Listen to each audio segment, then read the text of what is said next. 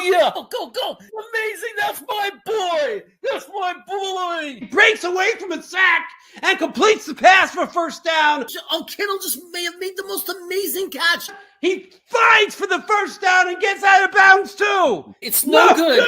Overtime. Oh, what a catch. How do you drop that? What are you, Jamal Adams? Touchdown. This is a touchdown all the way. He reached over the pylon. San Francisco beat Cincinnati. Hello, this is Jeremy. This is Jets Chaos. And today, we're going to be talking about somebody who's already a New York Jet. What's up, Todd? Todd is here already. He's already a New York Jet. And his name is Jordan Travis. He comes from Florida State. What can we expect from him? A lot of people are saying he's our future. There are people sitting there saying, we have our quarterback. It's Jordan Travis. And then there's those people that are not so confident in that. And they're a little bit more skeptical. But we're going to look at the film. And we're going to talk about his strengths, his weaknesses, and decide, is he someone we want to rely upon? Is he someone, is he a reason why we shouldn't pick a quarterback or shouldn't trade for a quarterback? Are we good? I don't know. We're going to answer all those questions. But let me introduce my GM in hiding. He's, he's got some connections, so he can't really come out a little, someone might find, understand. He's a friend of mine. He's a friend of ours. Ladies and gentlemen, Tony the GM. What's up, Tony? How are you, Jeremy? I'm good. We got Wild Wave here. How cool is that? Wild Wave is always here. You have Yeti. You have a lot of good followers. I think today we're going to do Jordan Travis. Jordan Travis. We looked at him last year. The kid has a lot of heart. He's definitely a gamer, right? What do you think? Yeah, look, the kid is a very, very competitive. Before he got hurt, he was definitely the Florida State, the focal point of that team. He was given, people were talking about, national championship type of potential for Florida State last year. Exactly. Now he does check off some intangibles, like the leadership shows, like just looking at this kid. The love for the game, you could just see it looking at this kid. I think he might have some physical flaws that we're going to go over. Okay. Now, we have our own rating system. We're not going to ever show that. We're not going to show that yet, but we're going to talk about it as we go along. A part of it is level of competition. Mm-hmm. Absolutely. He didn't play any top 25 teams, the past couple of years. He also had a pro running back and a very good contested catch receiver. Remember his name? Coleman, right? Keon Coleman. Keon Coleman. Yeah, he had a really good receiver. Great running back, too. What's up, Micro Fox? Okay, so level of competition, he didn't score high. The next thing is being able to hit the entire route tree. When we looked at his tape, did you see anything that showed that he could hit a deep out or throw nice long vertical passes?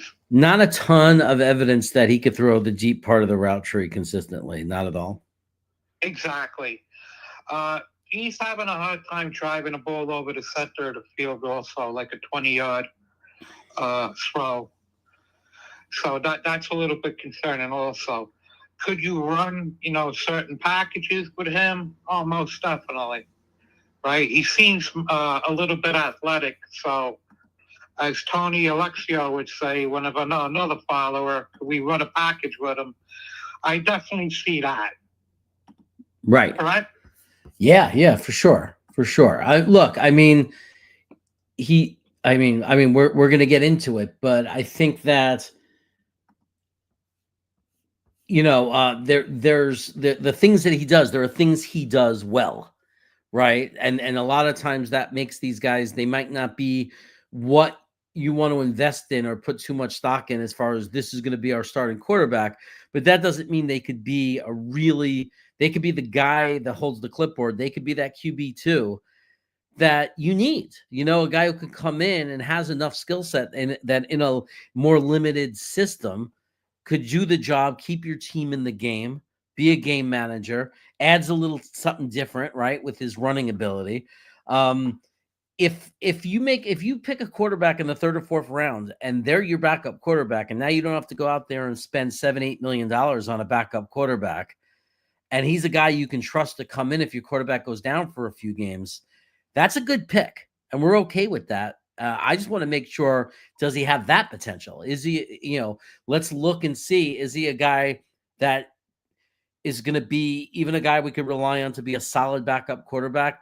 Does he have the ceiling of even being a starter in the right system? Well, you said the key word, the right system, right? That system really doesn't play well in New York, right? You really do need a stronger arm quarterback to hit the entire route tree. That doesn't mean that he can't be, that stopgap, 1 game, 2 game here and there, and run certain packages for him. He might be able to stick around. Let's take a good look at him. Okay, so this is him against Clemson, I believe. Is that what we wanted to look at? I don't know if that's what we wanted. Let's start with the 2021, if you could pull that. Notre Dame in 2020. Okay. I thought that I did that. I must have made a mistake. Let's see. Bear with me, everybody. Bear with me.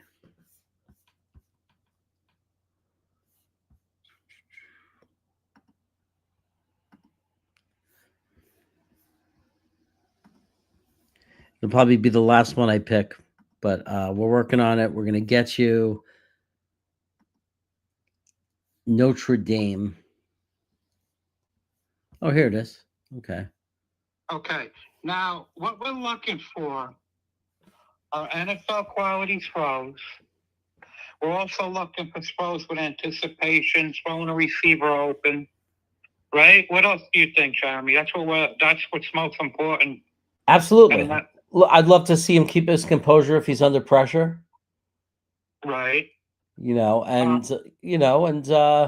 Just make it different, just do, obviously if we're looking at it, it's not his fault. It's not against him. If he's doing typical college RPOs where he's just throwing short little passes, little things to the sides, it's not that it's bad on him, but it certainly isn't evidence. Like, we can't use that to know that he's a great quarterback or anything. But if he makes a lot of those short plays, it could be just evidence that in the right system, he could be a game manager. But again, it could be very limited. Right. So, right. So, I mean, we got most of what we want to look for covered. Okay, we also have to look for progressions, if he's actually following progressions in college. But you have to remember, he's a little bit older also. So pocket broke down. He kind of ran a couple of yards. He really didn't have much of an opportunity there. This is it from a different angle. This was the first play from scrimmage, or his first passing play. Kind of looked like the read. It was like a one read. It wasn't there, and he kind of buckled. Right. You can't blame him for that. Yeah, he's very young, by the way, guys. This is what, 2020. So this is him like his freshman year kind of thing, first time playing. No, this is his second freshman year. He should be 20 years old here. Right. So it's important to remember that. We're going to see him as he's a little bit older. This is his early film. That was a nice run. He turned that into something positive. Now, we talked about his running ability. He's a plus runner, which is a very positive. He's not an elite level, but he would probably be the best running quarterback we've had since Vic, right? I guess if you want to, it's hard to even count Vic, but yeah. Right. But yeah, him and the other guy, the Mr. Heisman from Miami. Is that a Ward also? No, what was the guy's name? The kid who used to do the prayer pose or whatever. Tebow. Tebow, yeah. The prayer pose. That was a nice little off-script play right there. Nothing crazy though. It was right in front of him. Looking at very ball speed, how he throws, how he attacks the field. A nice rollout. This is something he could do. The guy was wide open. He had nice touch on this throw. Yeah. Yeah, he did fine. He did fine. Did fine on that play.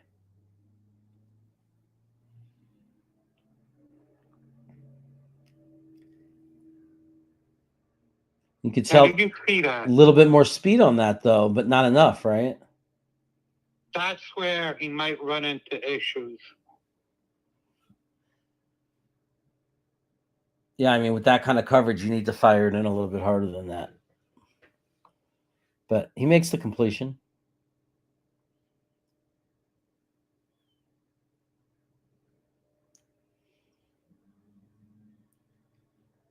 Under pressure? Yeah, I couldn't find anything. Okay, now, as we said, he should be about 20 here. So there is plenty of room for growth. That's why we're looking at 22 and 23 also with him. Right, we're going to look at him as he gets older.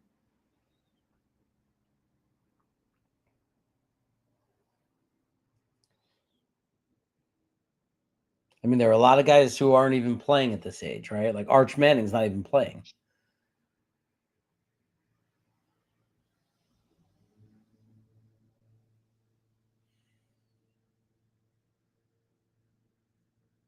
Had some time. Kind of threw into some tight coverage there. Tried, but again, it's right in front of him, right? Those aren't the ones that exactly get us all jumping up and down anyway. Look at his body motion when he throws the ball. Yeah, a little bit. There's no chance. Yeah, a little behind him, behind the receiver.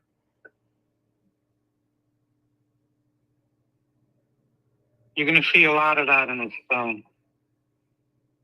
I mean, he again. We'll say it to, just to be as fair as possible. If you're joining us, this is Jordan Travis when he was younger, when he was 20 years old. So we're going to look at him and how he evolves through the years. This is not obviously going to be his vintage stuff. We're also showing him against his toughest competition. So he was always good on his feet, always elusive, could always extend the play. So that's always going to be a positive. You could definitely roll him out left and right also. Yeah. What we are looking for is NFL type throws, something that shows that, wow, he could be an NFL quarterback.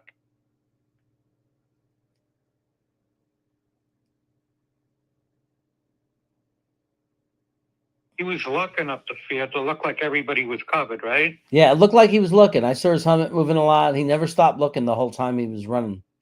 That's a positive. Yeah, definitely. Definitely.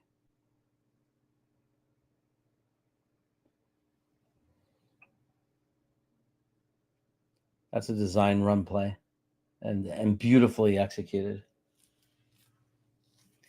I mean, it's a tough Notre Dame defense every year, you know, and he's good on his feet. This kid gives you that part. So like right away we know if he comes in as a backup next year, as long as his leg is healed, this kid's going to have something to offer on his legs, with his feet.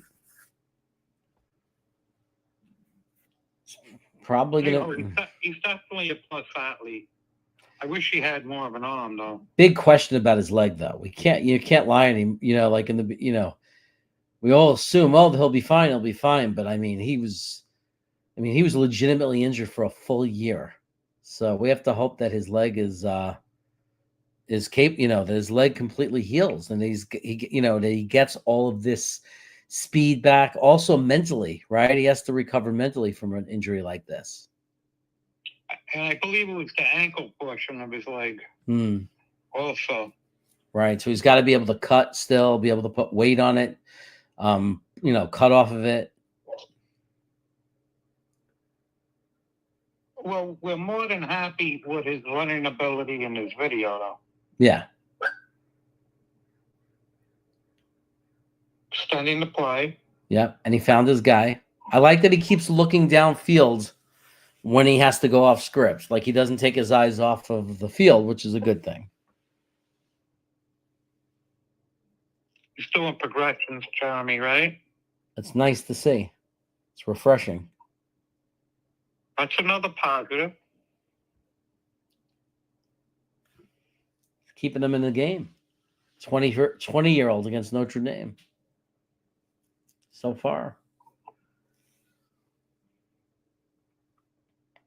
Not you see when he needs to fire it in. There's a little question about arm strength there, isn't there? There's a big question about arm strength. You know, I'm afraid that he might be stacking his own box, right? Because they're not scared of his arm. Mm-hmm.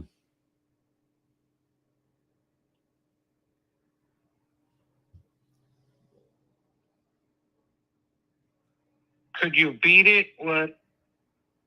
Ooh. I mean, I don't know. You know, like again,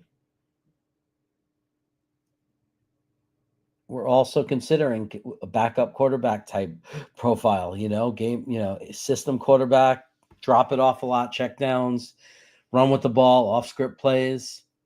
Can he step in for a couple of weeks? Right now, the thing is, yeah. I hope he doesn't have advanced processing and he still can't get it there because of his arm. Right. Here's a deeper pass, which was beautiful, right on target. So that was a beautiful vertical. That reminded me of Ward. That reminded me of Ward and his ability to go vertical from the pocket.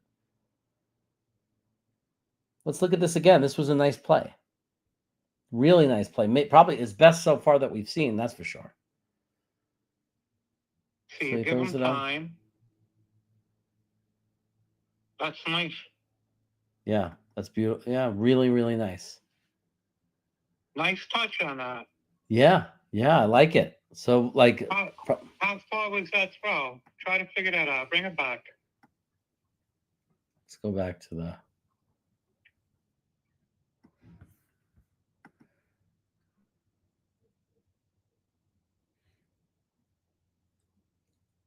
Where does he throw it from? Throws it from the 43. That's 7 yards. Right there to the 10. Right. So 40. 10, 9, around there. Right. It's about 47 yards. Yeah. Here's the thing. Great throw. Yeah. Right. It's more. That's a great throw. Yeah. But that 47 yards might be the longest he ever threw a ball. I think he might have something close to 50 directly in front of him. I love the touch that he puts on it. The touch is beautiful. Do you see the way he did the height? Like he threw it up high so it would come in. Really beautiful throw for him. That might have been his best pass of this year for him of that season. Oh yeah, definitely. But you also have to remember he's not playing NFL quality corners. So if you need that much air to get it 47 yards underneath it, right? What does the big arm quarterbacks do? Allen and McCarthy and Aller, they get that there on the line, right? Mm-hmm. There's a big difference. There's catch-up speed by the cornerbacks. Right.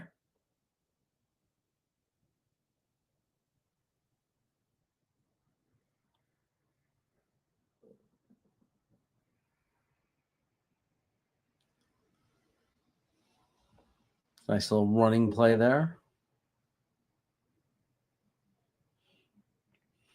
Look at that, 21-17. If their defense was able to hold Notre Dame, he'd have this team in the lead. Certainly. You could tell he's definitely a football player. Yeah. Right? I mean, that's a positive also. Right. He's not just an athlete that's out athleting people. He actually is a football player, and that's an important distinction. He's making it more on guts, on grit, right? Than on actual talent, though. Other than the running, other than the advanced running, he doesn't really have a toolbox, though. correct? Right. I mean, we've seen that one pass. We got to just see. I want to look through the games and see if there's more. We are watching a 20-year-old. You know, we're watching a 20-year-old who ends up playing a couple more years and developing a lot more. We're gonna see if he develops a lot more.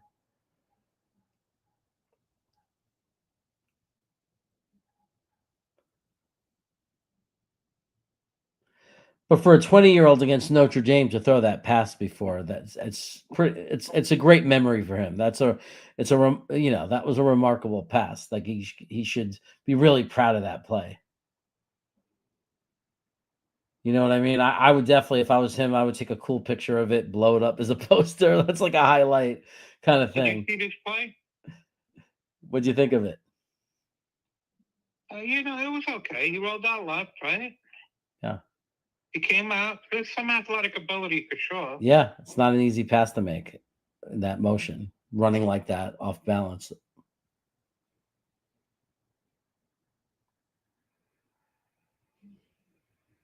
He's already looks a little bit better throwing off base than Sanders. Right. You know, Sanders, when he's running like that, can't throw like that.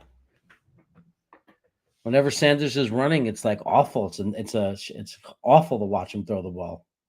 Sanders has to throw it off. Even when he's running, he has to be in the perfect throwing position for him to make the throw. Right. He just doesn't have the arm talent to do it with his arm.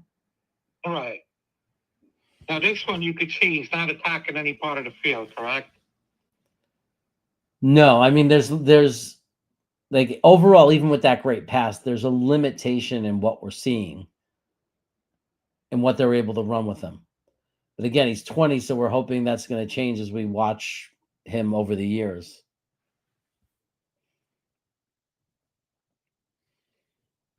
Now, you got to remember, too, this is not Pennington's arm. Pennington had a much stronger arm than him. Mm-hmm. You do realize that, right? Yeah, people want to act like Chad Pennington didn't have an arm. I don't know why they're saying that. Before he got hurt, he had an arm.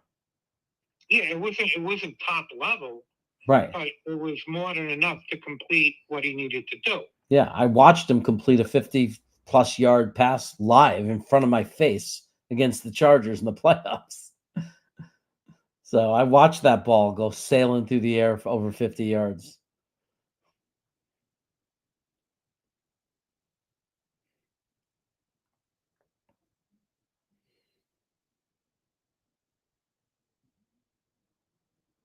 Okay. I don't know why they kept that play. That was a running play if I've ever seen one. We'll watch a couple more. I don't know if we have time to watch this whole tape. This is a 34-minute video. It's wild. There he is scrambling a little bit. Very difficult to make passes like that when you're running full speed.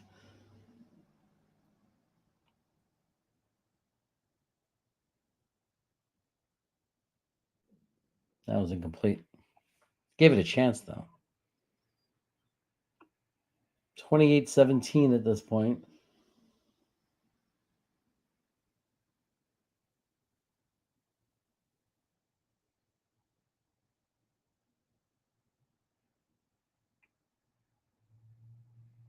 You notice how everything's basically in front of him, right?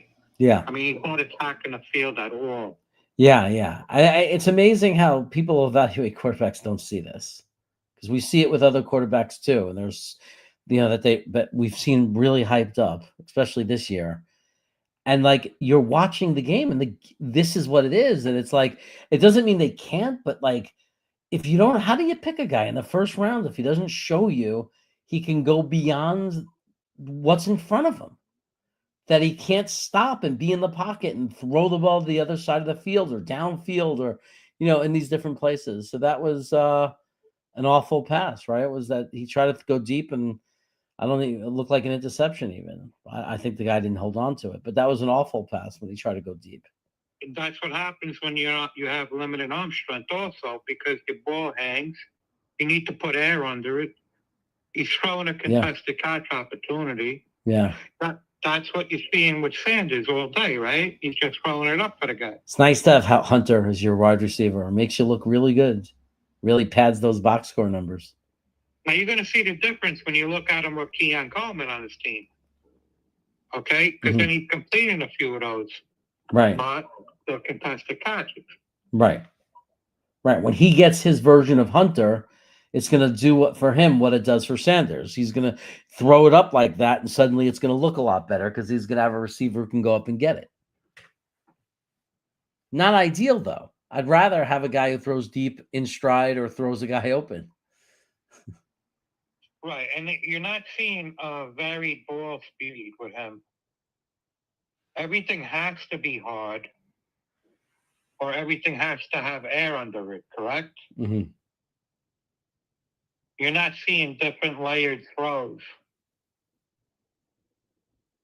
Not a lot of guys cutting across the field, and as they cut, the ball is there. Not a lot of it, that kind of anticipation. Just as I said it, he tried it, and he made what looked like a good throw. It was maybe a little too far out of the guy's cut. Waited a little too long on it, I think. What do you think? Well, he's a rookie. I mean, he's young. He could improve on this. Yeah, sure he can. Oh no, I don't think he needed to lead him. Yeah, I don't think he threw it too soon. He just needed to lead him. You're right. So let's move away from this. I think we've seen a lot. Okay, we saw a lot, but what did we see? Nothing that makes him an NFL franchise quarterback so far. No, no. Right, but he's 20 years old. We see there's some good in there, but obviously, so far, obviously, you shouldn't be screaming, "There's our future starting quarterback." That's for sure. Not based on what we've seen so far. Just want to say hello to some people. Yeti is in here saying, he's talking about Lego. Swamp Rangers here. So he's one of the great. That's a college quarterback, so he's considered one of the greats of all time there. But we're going to be really honest about what we see. But you know what? We watched him just now as a 20-year-old, so don't worry. We're going to watch him in more recent years. We're going to see how he developed. We're not done with it. We're just looking at film and being honest of what we're seeing. Jets Mess is here. He says snacks. What do you think of his arm? We'll see what his arm is fine. Jeremy is showing him 4 years ago during his first year as a starter. Yes, I am admitting that and saying that. But his arm is not a strong NFL arm even now. Let's not bullshit this. I think Microsoft, like I understand you're a fan of his, but let's not make things up. He does not. And none of this is from what we see. It's from what the scouts say. I mean, there's no question. Jordan Travis is not known for having a strong arm. I'm sorry, he just doesn't. But we're going to look at the film and we'll see for ourselves. We are going to show some of his later highlights. We need everybody to be patient. We're going through each year. No, it's we got to be patient. We're not sitting here showing one thing. Like, we're going to show more recent years, more recent games.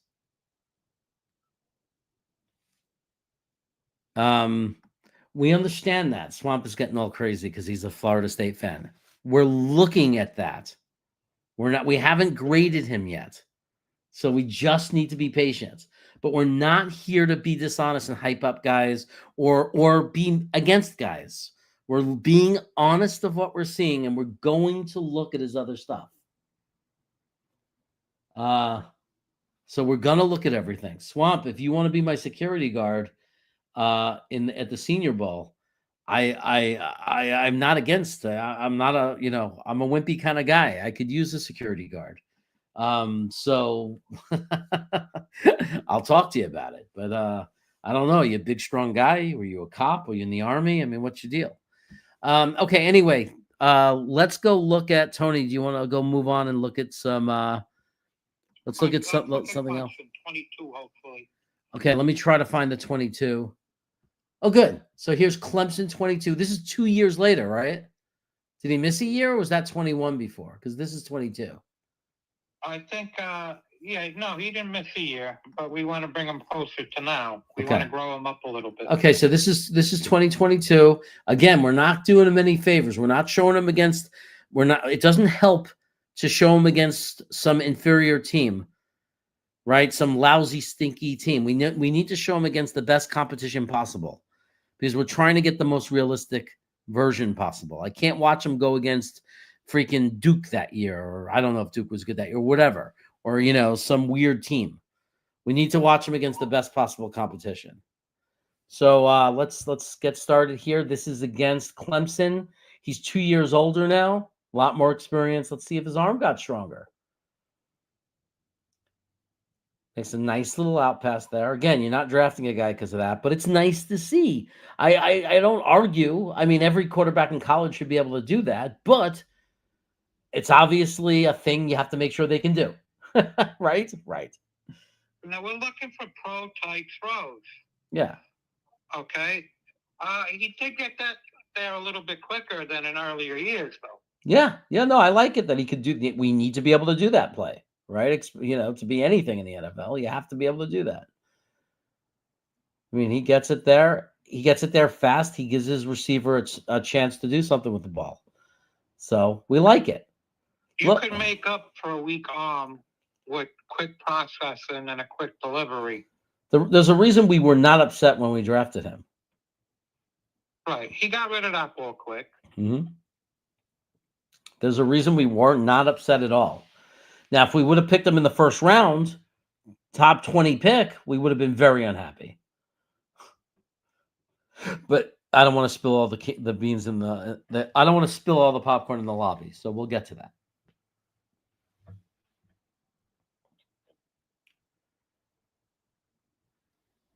Nice rollout. Nobody home. Yeah. He didn't. Okay. Yeah. There's nothing he could do. He was looking. Doing the best. It's not his fault. Doing the best he could. I like the little pump fake. I like that he fired it in there. Again, that was a little faster than 2 years ago.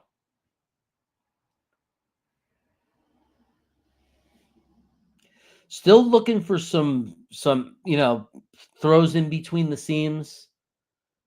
Using a little bit more of the football field. We're still looking for that. We need to see some of that. I mean, it's fine and dandy that he could use these short passes and everything, but we've got to see him utilize the whole football field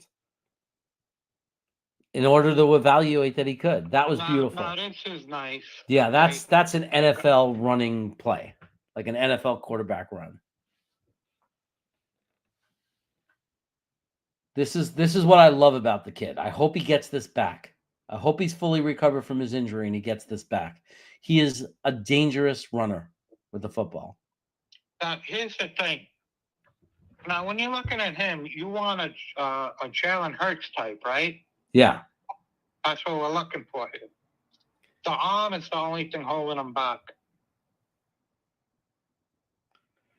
Now, also under pressure, have we seen anything at all?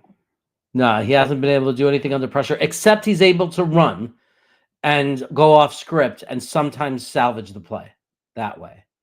And this is a little under pressure. I mean, it's not a major throw or anything. Right. How is he under pressure? He kept his cool. He kept his cool, and he made the play, which is nice to see. I mean, he's supposed to be under pressure. It's a screen, right there. Oh, he almost made a huge mistake there. Terrible pass.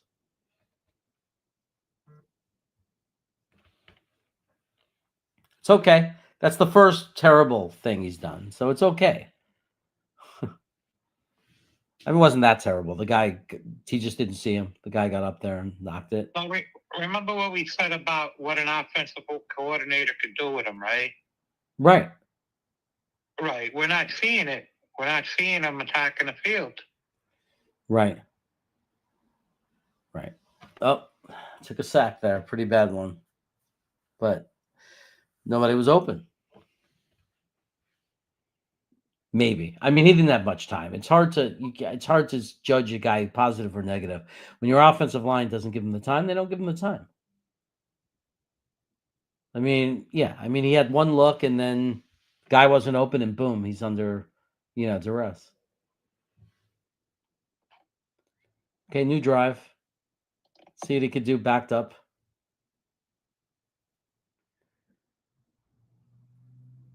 That was a nice pass, right? Did he complete that? That looked like a really good pass. Yeah, no, that was a nice pass. He seems to be able to hit that sideline. That's the second time we've seen him, and he goes to that sideline a lot too. So that's the second nice vertical we've seen him throw from the pocket to that side. So, okay. But that's it. That and the short passes, still looking for some other things. Reminds me of Ward. Ward goes to that side too on the verticals.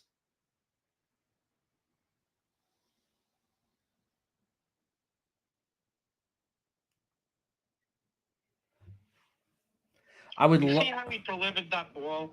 Yeah. He put a lot of effort into that. Mm-hmm. It shouldn't be that hard. That does make sense to you, correct? Yeah. You want to see it be effortless. The short little dump offs and things like that.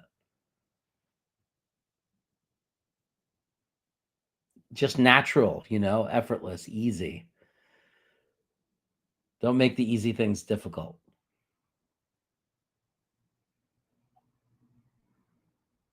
That was nice. He found his check. He found his check down. Left coming back right? Yeah. I liked it. That was good. I mean, I definitely already could see, like, it's a limited offense. Right now, I'm seeing evidence limited offense. It's so far in what I'm seeing. Like, you don't have the whole field, but he can do some things that you'd have to, if you design it, if he comes into the game for us and you design it right, he can execute a designed offense. But you need a really good coordinator for that, right? Right. But the thing is, we got to remember we're in New York, correct? Yeah. How's his arm going to play in bad weather, though? Right. It's going to be challenging for him.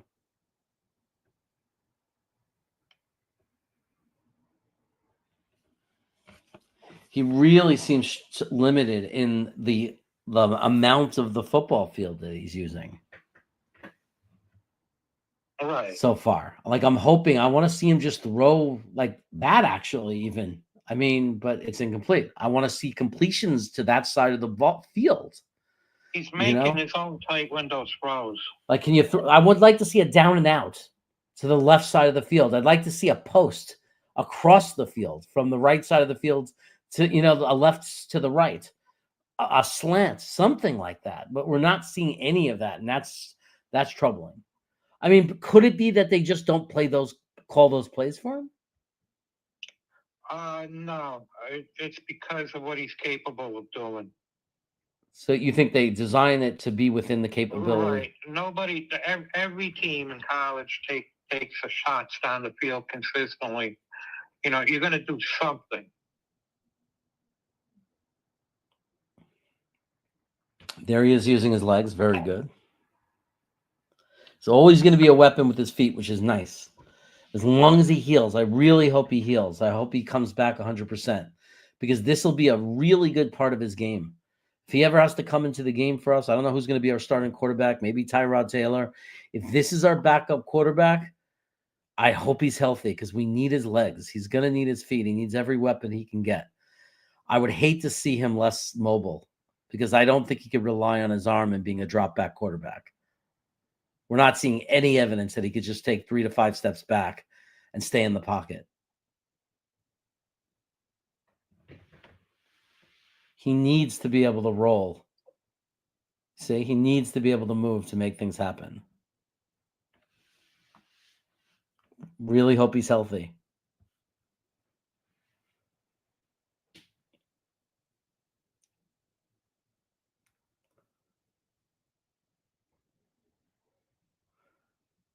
There he goes. Look at him. He's a beast on his feet. He really is special on his feet. He's a great football player. I'd like to go back. I don't think they got a good 40 time on him. It would be nice to. Hopefully, he does run under a 4.5. Maybe you could do, I would definitely remember Smith, how they used Smith years ago, the Wildcat, doing different things with him. Yeah. That you might be able to get some type of packages for him, like third and short. There might be something there for that, but he's definitely not challenging the field deep in the pros. Yeah.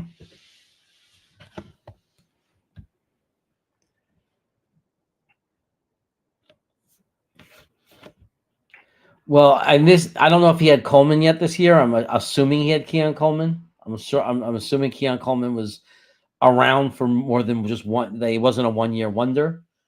He was a first-round draft pick wide receiver. He must have been around this year, the year before he got drafted. Okay, let's see what we got here. That was him, probably. That was probably Coleman who made that beautiful catch. But again, that's a contested type catch, right? I mean, it was probably one of his. At least he was attacking the field. At least he attacked a different part of the field here. So I like that. Yeah, that's contested catch, and that got to be Coleman. That's got to be Coleman. Look at that catch. So you see, this is the difference between him and 2 years before. It's not so much the pass that's different. It's the fact that now he has a receiver who can make the play for him. Oh, he ended up dropping it. But he made it. I mean, he made it close. He got his hands on it. But yeah, that's not exactly. You can't exactly brag about that pass when when your star receiver has to do, look amazing just touching it. Okay, he's under tons of pressure. He's still looking though. He decides to take off, which was the right move. He did what he had to do.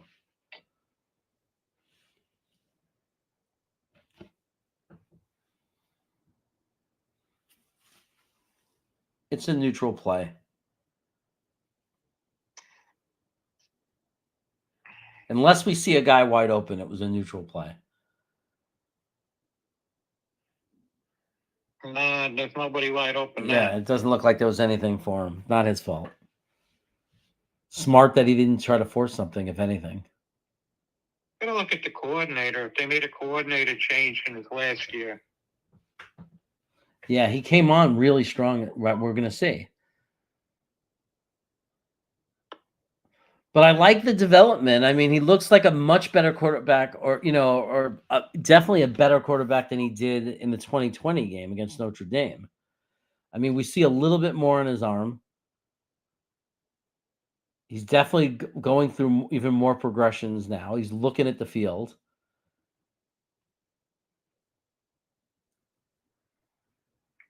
That guy was wide open in the middle of the field. I don't know if he'd already made a decision that it's going to be a one look and go play if it's open, if there's space. It looked like it was already decided, like that he knew this is what I want to do. Like, I see the field is open, I'm going to take it. Did he complete that?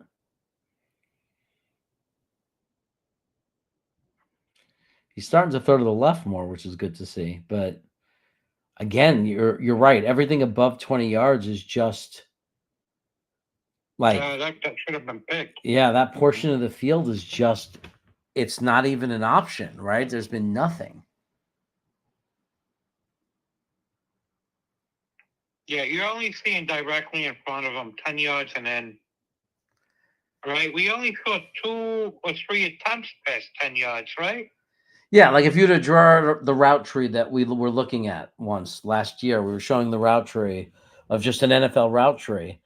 And there's so many routes, like deep left, deep right, even middle of the field, going into the middle of the field, like in the seams, like just little. There's so many things we're just not seeing.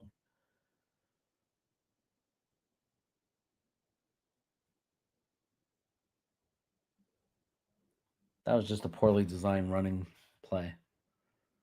Yeah, I really want to go to the next film soon. And after this, how long was this one? This one was 36. So we'll watch one more play.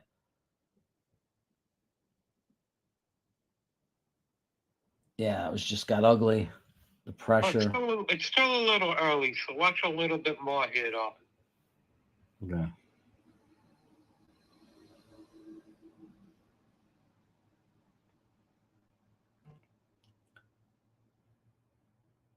I mean, he hung in there as long as he could. There was nothing there, and then he got hit.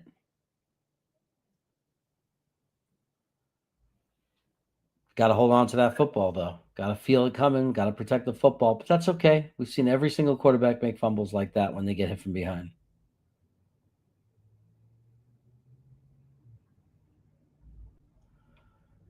Again, right in front of him while he's rolling. You could say whatever you want about it, but I could show you 100 college quarterbacks who can do it.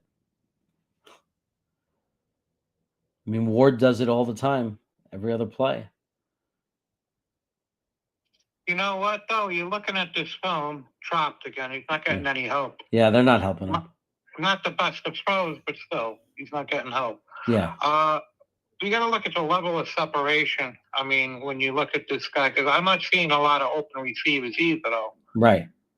Right, but is that because this was a beautiful run? He's stacking his own box and he's bringing everybody up because they know he can't challenge deep. Right? Is that his own fault? Right. Or is that offensive coordinator? Are we seeing a lot of motion? It looks like everybody's set here, right? There's not a lot of pre-snap motion moving people around on defense. Right. That was a beautiful run. I mean, he's doing what he can. Stop that here. And let's go. Let me get back to you so I can see everybody. We'll check with the chat. So what you again? You love my camera angle. Oh, Wilson. Yeah, there was a 6'7" guy, Wilson. That was that big Johnny Wilson, I think. He had that giant receiver. So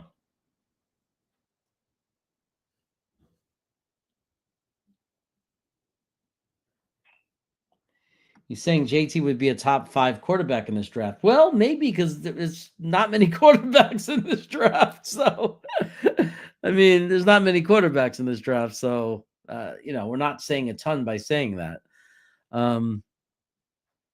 Someone would reach for him, but not much to be excited about. Well, I mean, we haven't seen his best year. Okay. We're watching him progress through his college years. We've seen guys get drafted into the NFL because of 1 year, right? Zach Wilson, right, is the biggest example of that. But there's been guys who've been like kind of okay. They get a little better each year. Then they have a great senior year and they get drafted and they actually are okay NFL quarterbacks. So there's no rule that says you have to be draftable right away, that you're not allowed to develop. Do you agree with that, Tony? I agree, but as of now, we have not seen one draftable trait from this kid, other than his advanced running ability. Well, we've seen some progressions that he goes through progressions. Right, but he's not making any part of the route tree whatsoever. Right, the route tree thing is concerning. Like we're just there's. I mean, you could just whenever I can imagine a quarterback playing, I can only envision 3 different areas of the field that they're throwing, or 3 different kind of plays. That's kind of scary, right? He's rolling to the right and throwing in front of him. He throws all the little short stuff, like the quick short design plays, fine. And a few in the middle of the field, 15 yards, but not really that successful at it. Like not with a high. It's not a lot. It's not a lot to be excited about. Jeremy, we did not see one crossing pattern. Yeah. We did not see one out, especially over 10 yards. We didn't see anything vertical other than that one vertical throw, the contested catch one, and the completion that had air under it. Yeah. Yeah. We didn't see any type of post, corner routes. Yeah. He's limited. Yeah. And I agree with you, Swamp. I'm not really in the market for a 3rd, 4th round quarterback this year anyway. Like, to me, it's like we're looking for a starter. And I'm not looking to pick a guy in the 3rd and 4th round because we have Jordan Travis. We're going to have Tyrod Taylor under contract.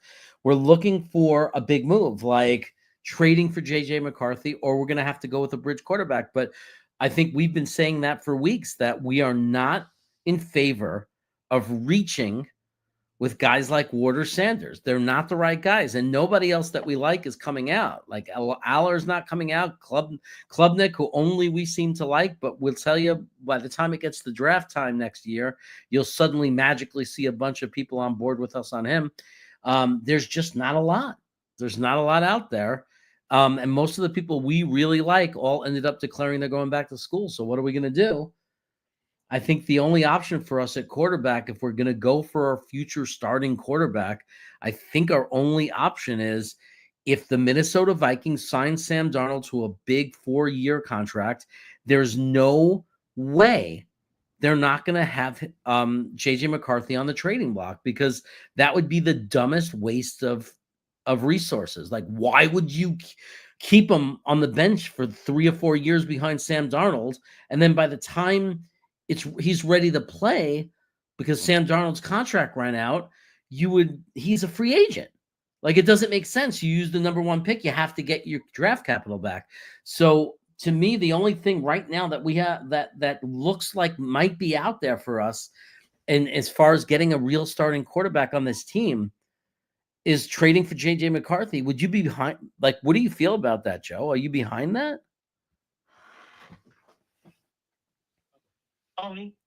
Tony? You got the wrong guy here. Oh, sorry. I'm talking about your cousin. Right. I think that was your cooking show. Listen, yeah, obviously we love J.J. McCarthy. I already told you, the only quarterbacks I'd be interested in drafting late as a project, put them on your bench, are the 3 I keep on telling you about. Okay? As a late round, if Van Dyke is there, if Green is there, or if the Louisville quarterback is there, and put them in your quarterback room, those are the only quarterbacks I would even, and I would take one just to look for a backup quarterback, right? Mm-hmm. And see if you could develop them on whatchamacallit space, on the Mike White pace. You know, the 3-4 year guy that stays on your bench and sticks around.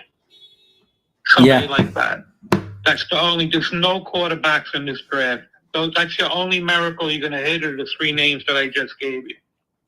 Right. Now, what would you say to, okay, so J.J. McCarthy's injury is a little concerning, but it's why I think we can get him. It's why I think another reason we can get him at a reasonable price, because he's, first of all, he has a year less, minus a year of being cheap, like a regular draft pick, and he's coming off an injury, but he's young, and young guys heal. So I'm not that worried. Microfox says we can get a major upgrade by trading Jackson Dart. But if Jackson Dart is just a backup quarterback and he's not a first-round caliber or starting caliber quarterback in the NFL, why would our team do that right now? We have so many holes.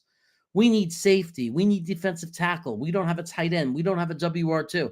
How are we going to go out there and use a 3rd or 4th round pick on Jackson Dart when that's all he is? When he's like maybe a backup quarterback, maybe a low-level start. We have Jordan.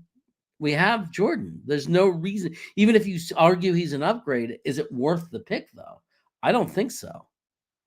If you're going to draft somebody as a quarterback, as I said, you need a plus arm, and you need mobility. You need the ability to run, okay? If you're drafting somebody for New York, the Jets. If you look at Green and you put him on the Jets and have him sit for a couple of years, you might hit the lotto. You are not hitting the lotto with Jackson Dart. You aren't. Well, we're going to look at Jackson Dart in the future, so we're definitely going to go through it, and we'll show why we like him or don't like him and where we would project him to get picked. We can't make the same mistakes that we constantly make as a franchise. Yeah. What's up, Johnny boy? Good to see you. Dano, it's good to see you here. He's saying he wouldn't want Sam on a $50 million per year deal. I would sign him for 40. Let's see. Phil Adams is saying, what was the price for JJ? We got holes all over the place. that need filling. Yeah, but you know why I would trade for JJ? I'm tired of not going for the quarterback when we can get a quarterback. We've never had one. It's time we get a young franchise quarterback. And the offensive line is ready. That's the difference. We have 4/5 of our offensive line secured. All we got to do is sign Morgan Mosley. And then, I mean, I know he might get hurt. I know he's older, but it doesn't matter. We'll have 5 out of the 5 guys returning. We have a good running game. We have a WR1. It's the right time. If you can get a quarterback, you go out and you get him. What is the price for him? It's going to take our first round pick. Now, we might get their first round pick back. It might be a swap of first rounds, or we might get their second round pick. Maybe we give them our first round pick and they give us McCarthy in their second. Okay. Like, Gentlemen, yeah. hold on. You see, this question about the Jets constantly, it irks me sometimes, okay? Mm-hmm. Yeah. The positions the Jets need right now, Mm-hmm. the majority of them are what, Jeremy? Easy to fill. Right. We have the hard ones. We have edge. We have cornerback 1. We have edge 1. We have wide receiver 1. We have left tackle. We have all the tough positions. Right. Now you're looking at defensive tackle. You're looking at 2 safeties. You're looking at your number 1 tight end. And number 1 tight end is a luxury position. It's a luxury pick compared to the other positions. I'm sorry. Right. You're looking at your wide receiver 2. Okay. There's no way that they cannot draft at least 3 of the 7 positions they need this year. After the first round. 1 quality free agent, that's 4. You sign JJ, that's 5. Okay? Correct? Yeah, I think it's a no-brainer. When you have a chance to get your quarterback, you get your quarterback. I mean, even if we have to use some free agency, get some role players, we're not winning the Super Bowl next year, fine. But there's the next year after that, our cap is going to be cleared. We're going to be able to fill in holes then. Get your franchise quarterback.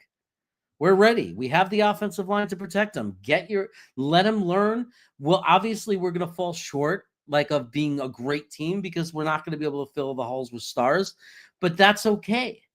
That's my point. Everyone's like, you can't act like you can't play it like next year's the year you have to win the Super Bowl. You can't do that. Especially you can't use that as, I mean, we already blew it by not taking JJ last year. We were screaming for it.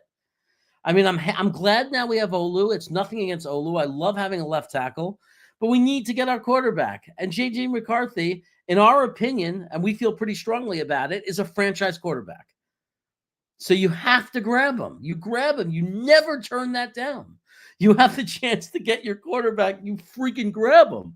You do everything you can. You secure your quarterback. We need to know that we've been, for how many years? Phil, you've been with me for 50 years. We've been waiting for a quarterback, a young stud franchise quarterback that could be our quarterback for the next 12 to 15 years. He's the guy. We got to take the shot at him. We have plenty of time to fill all the other positions. We're not going to win the Super Bowl next year. I'll say that 1,000 times over. That's a pipe dream. You know what the problem is, Jeremy? When we talk about quarterbacks, right? Mm-hmm. Everybody just names names. What about this guy? What about that guy? They don't do the research. Yeah. Yeah. Well, I mean, a lot of people don't have the time to do that. You're going by what you're hearing in the media. You know what I mean? And you like the name. Oh, I like the name. The name sounds good. I'm hearing things that sound good, So, if we get Vrabel, the best thing for him is to keep Rodgers because the first year would be a transition year with a young quarterback, whatever that would be. Well, that's yes or no. I mean, it depends on how if we get Vrabel and Vrabel wants Rodgers, then I'm going to respect that because we'll give Vrabel what he wants. But the reality is that's just a bridge year. And they're going to have to, they have to figure it out. But if you can have it, you're not going to let Rodgers destroy going for JJ McCarthy. If we have an option to get JJ McCarthy and you pass on it because you have Aaron Rodgers for one more year, that would be devastatingly like one of the worst moves in our history. Like that would be something that we look back on and regret for the next 30 years. We could have had JJ McCarthy, but for one more year, We kept Aaron Rodgers as a bridge quarterback. So, but Aaron Rodgers could be the mentor to J.J. McCarthy. That would be fine. Right? Are you with me here, Tony? Do you agree with all that? Yeah, you know what? I can't comprehend how people just name quarterbacks out of the blue as a solution and actually don't go back and look at these actual quarterbacks. Like, we're looking at Travis Jordan right now, okay? He is not an option to be a starting quarterback for the New York Jets. Yeah. Right? You look at all these other quarterbacks that people name. They were talking about Ewings from Texas, right? They were talking about Milroe, okay? All of these guys. Milroe would be the same exact mistake that they've made 40 times the past 15, 20 years, correct? Yeah. It's the same exact mistake repetitively. Now we're bringing up J.J. McCarthy. The kid has ice in his veins. It's on his tape. He's an incredible player. He doesn't feel pressure, and he can make any throw in the book. That's your quarterback, correct? Yeah, I mean, the fact that JJ McCarthy was beating out Sam Darnold for the job, that he was the number one quarterback when he went down, and we always knew Sam Darnold was super talented, and then we see how good he's done this year. It says it all. And I know Dano is questioning maybe they'll pull in Atlanta and keep both, but you have to understand, if you sign Sam Darnold to a fresh 3-4 year deal and you keep McCarthy there, Sam Darnold, unlike Kirk Cousins, he already proved it. Like, he's proving what he is right now. I mean, yeah, he has great support around him, but he's going to have that coach. He's still going to have for the next 3 years these receivers. Like, this team is a young, good team. This is like, you can't keep McCarthy. You can't waste them. You can't use your number. You can't trade up to number 10, give away picks, trade up to 10, and then keep that guy on the bench for 4 years. You just can't do it. And you can't sign Sam Darnold to a $40 million plus contract per year and then use McCarthy and keep Sam Darnold on the bench. It's just poor resource allocation. They will want their picks back. They're going to want to get draft capital back for McCarthy.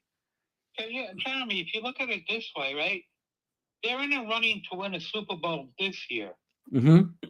If they get the 8th or 7th or 6th pick in a draft from the Jets, okay, what does that do for them next year? I know they can add Mason Graham onto their defense, or Abdul Carter, like this, what they could do with that pick, with our pick, if we traded that to them.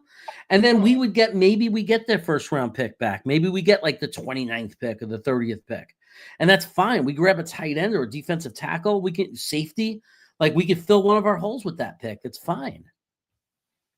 You want to bring up the next film? Sure. Let's do it. Hopefully I'll get it right. Hold a second. So this is Jordan Travis now. We're moving ahead to, wow, I can't see what year it is. I think it's the correct year.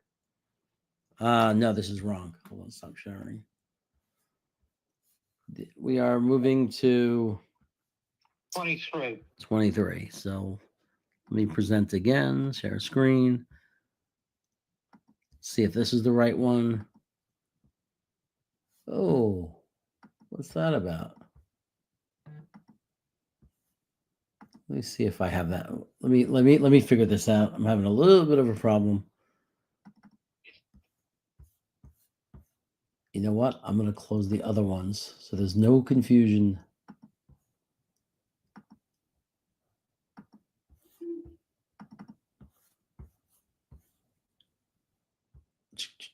Just bear with me for a second and we will have what we're looking for.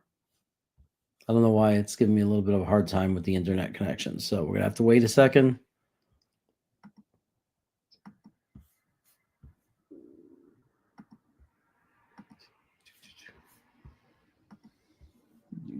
No, we said the Jets are ready to draft a quarterback. Yeah. You know who also might be ready to draft a quarterback? Who's that? I mean, to sign a quarterback, not draft, because there's no quarterback this draft. The Raiders. The Raiders definitely are in the market. The Raiders signed, right. They already have a drafted offensive line that's going to be good. They started 2 rookies on the offensive line. You know that doesn't work, right? It takes a while for them to get to gel. Right. So next year, they're going to be much improved on the offensive line. They have an absolute star at tight end. They could come back and take the #1 receiver in the draft where they're drafted, and they could take the second best running back. Give that to Sam Darnold if he goes there, or a different big time quarterback. Correct? There's a lot of different ways they can go. I mean, Right. I think that the Raiders are the type of team that is going to pick Sanders if they have a shot at him. I don't think that the Raiders should pick Sanders. I don't think anybody should pick Sanders. Right, but I think they're stupid enough to do it. The Raiders have done some stupid things, and they love to go with the hype. I can't see Brady making that kind of mistake. Yeah, you're right. It's hard to imagine, right, that he could do that. He would make that kind of mistake. But we don't know. We got to see. Maybe he's not a good evaluator of talent. I don't know. The fact that people like Sanders and would want him as our quarterback is terrifying to me. Like, people really don't look with their eyes. They really just listen to a bunch of baloney hype. Finally, people are starting to sour on him and realize it. Isn't it amazing? We've been saying it for 2 months, people, and now everyone's finally starting to say, "Oh yeah, Sanders isn't that good." It's amazing. And because some of the people are saying it in the media, then all of a sudden that's what the fans believe. It's like, no, I mean, use your own eyes, people. That's why we're here. We're here to look at film and not be told what to think. Okay, that was much better right off the bat. Yeah, that was good. Let's watch it again. He's running. He looks a lot more comfortable, a lot more decisive. Now, that was actually some type of movement on the throw, too, by the receiver. It wasn't a stationary route. Mm-hmm. Even this was nice. Look at this. Nice throwing ball. Same speed like what you said, though. It's that familiar speed.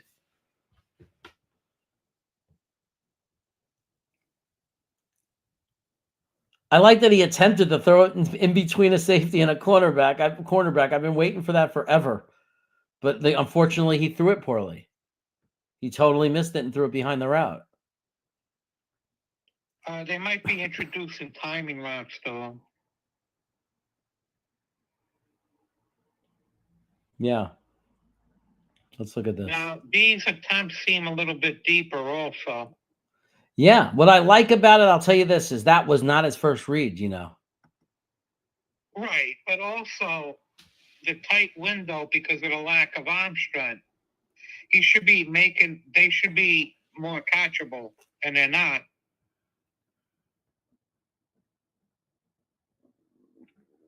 See, everybody wants to say the injury would have been this, he would have been that. He wasn't going to be a first-round pick, even if he didn't get injured. People were saying second round. That I at the time, I didn't hear people saying first-round pick on him ever. I never heard that.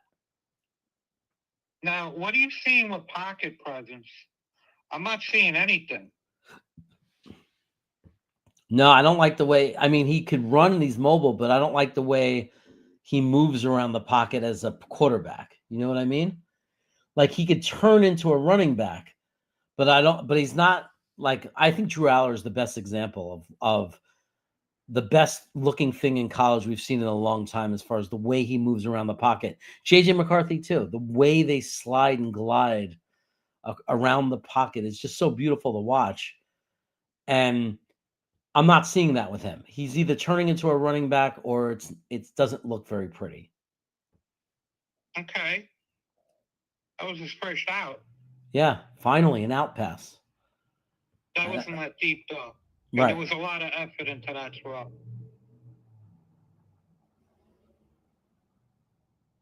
I don't know if that was his fault or not. Let's look at this play. Yeah. He should have let him. He should have let him more. Yeah, he not only should he have let him more, it has to get there quicker, Jeremy. Yeah. Either or, right? I mean, it's got to be one of the two things. You either got to get it there sooner or you got to lead it to him. That was all right.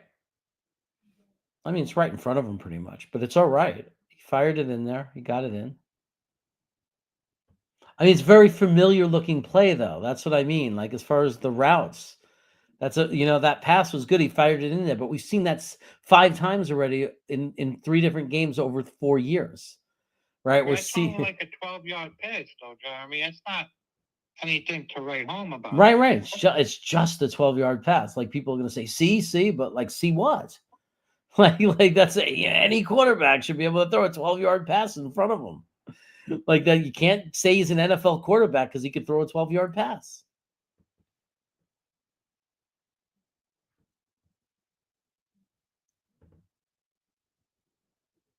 That was very nice. Split the seam. That was probably the best pass I've seen since that deep the touch pass. Look at this. That was beautiful. Right. Don't you agree? Directly in front of him.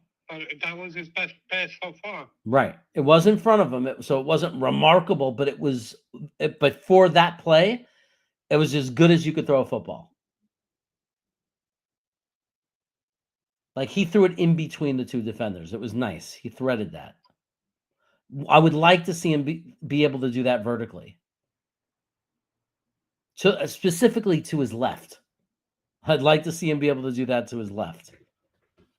I mean, you can't just tell the defense we're never going to go to our left vertically. Well, he tried it on that play. He tried a touch pass to the end zone.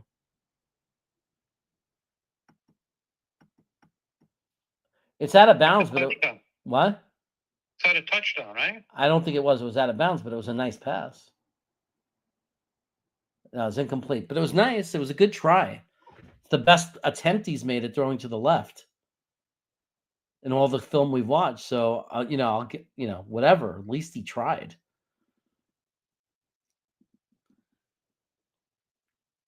It was good to see that they're getting him to throw to the left, to his left more.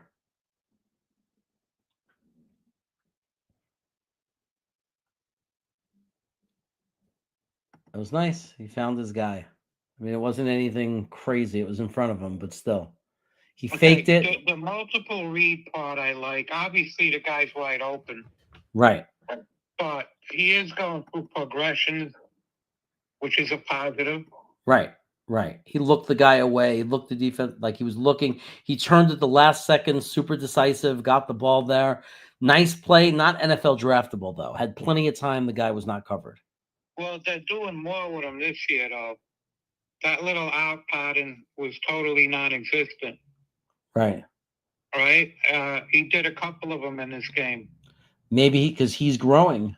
He's maturing. Right, but how much could you mature? He's like 6 years in here, I think. Yeah, that's true. That's another concerning thing. 6 years. That was nice. That was a beautiful pass. That was a horribly designed play, though. Why do you got 2 guys standing right next to each other? Yeah, somebody messed up that assignment. He had a lot of time. Throws it down the sideline. At least he's willing to make the throw. But nah, he's off.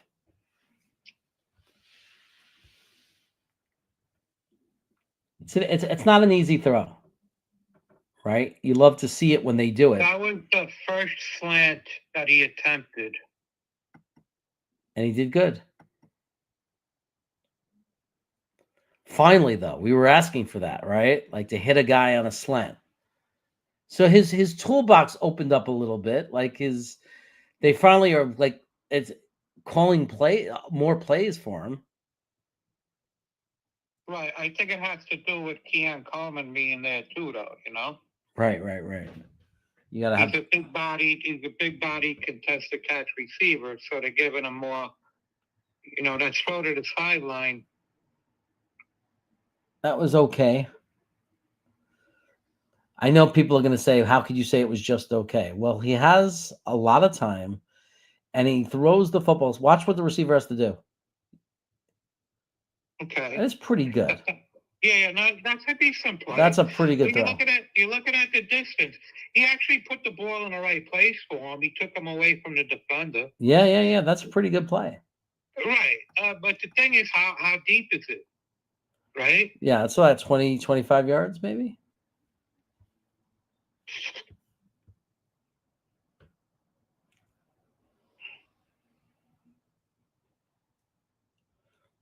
All right, so we're seeing some better passes from him.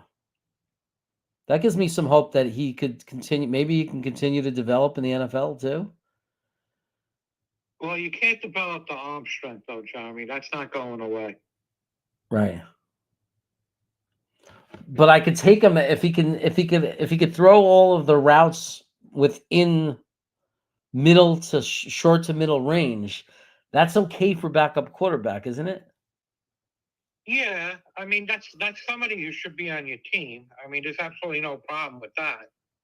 But I like the fact. Let me tell you, the quality of the kid is really, really high. Right, okay?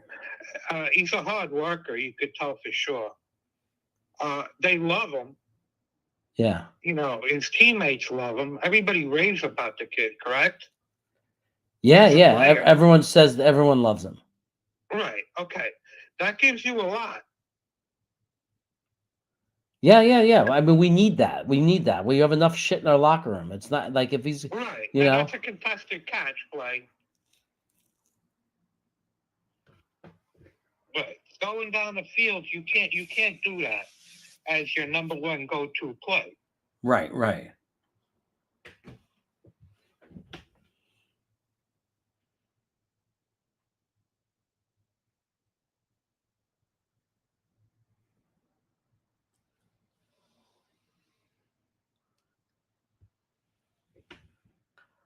He's just throwing it up, Jeremy.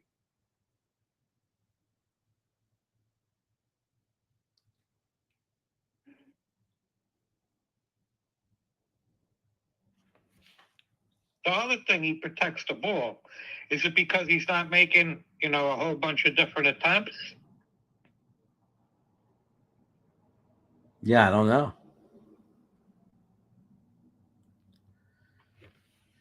I mean,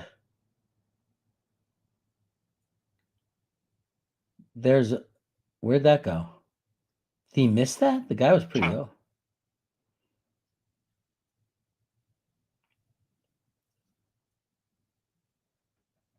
Yeah, he just let that go. Not a very good play. Under pressure.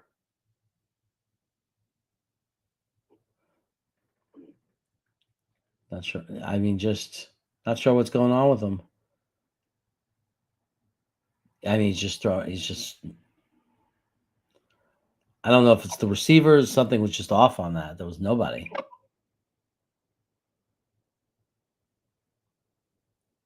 When you see stuff like that, it has to do with timing. They're working on something, and the receiver and him aren't on the same page. Look at this. Now it's in front of him, but look, this is. Oh, well, okay. I mean, he tried to go off script. He tried to keep the play alive. He overthrew his guy down the sideline.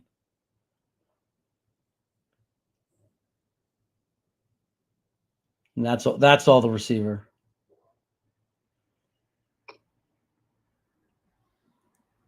Yeah, I mean, that's all the running back.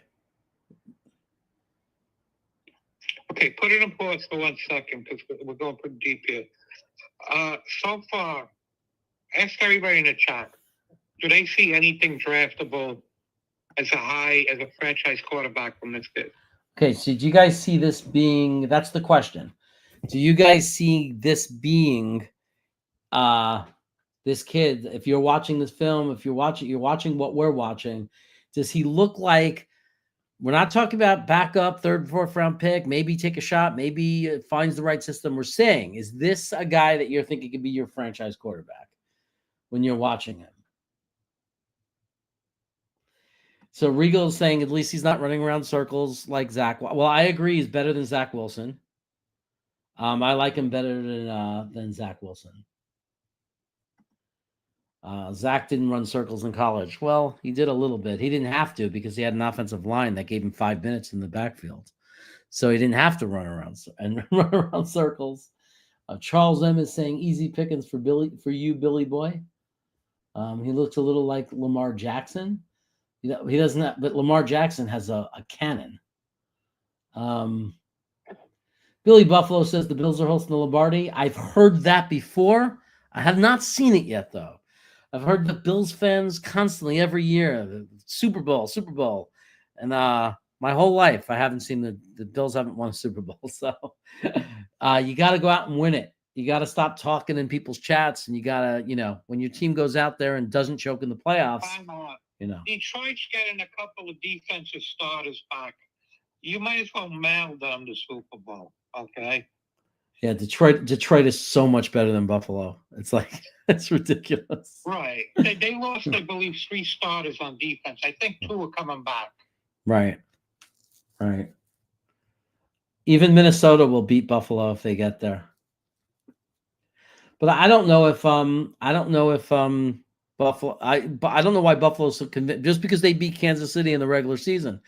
You still have to get through Kansas City, and when you have and it's not just Kansas City. You have to get through the referees, and you got to get through the NFL, because then the NFL is going to do everything it can to get Kansas City into the Super Bowl. People have to understand that. Oh, you're saying like Travis runs like Lamar Jackson. He runs like him. Yeah, I mean, I don't know. Would you say that he's that good of a runner? Would you say that Travis Jordan is as good as Lamar Jackson as a running quarterback? No, he's in the second tier of runners. Second tier? Lamar Jackson is as special as they get, when it comes to running. Mm-hmm. He is definitely a better runner than anybody in this draft, including Milroe, because Milroe's only a straight line runner. Yeah. So Regal is saying no, he doesn't have the arm strength to be a Jersey wins quarterback. He would need a dome to have a chance to flourish. If we ever get the GM job, Regal, you're hired. Regal, you just earned yourself a job. If we don't hire Billy SBC to some kind of job, if we ever ran this football team, we'd never hear the end of it. Tony Alexio could join our marketing team. He'll come up with all this. Tony Alexio's coming up with the package for Travis Jordan. Yeah, he can come up with the packages. If it was up to him, we'd have the Travis Jordan Strevler package. They'd both be on the field at the same time. So,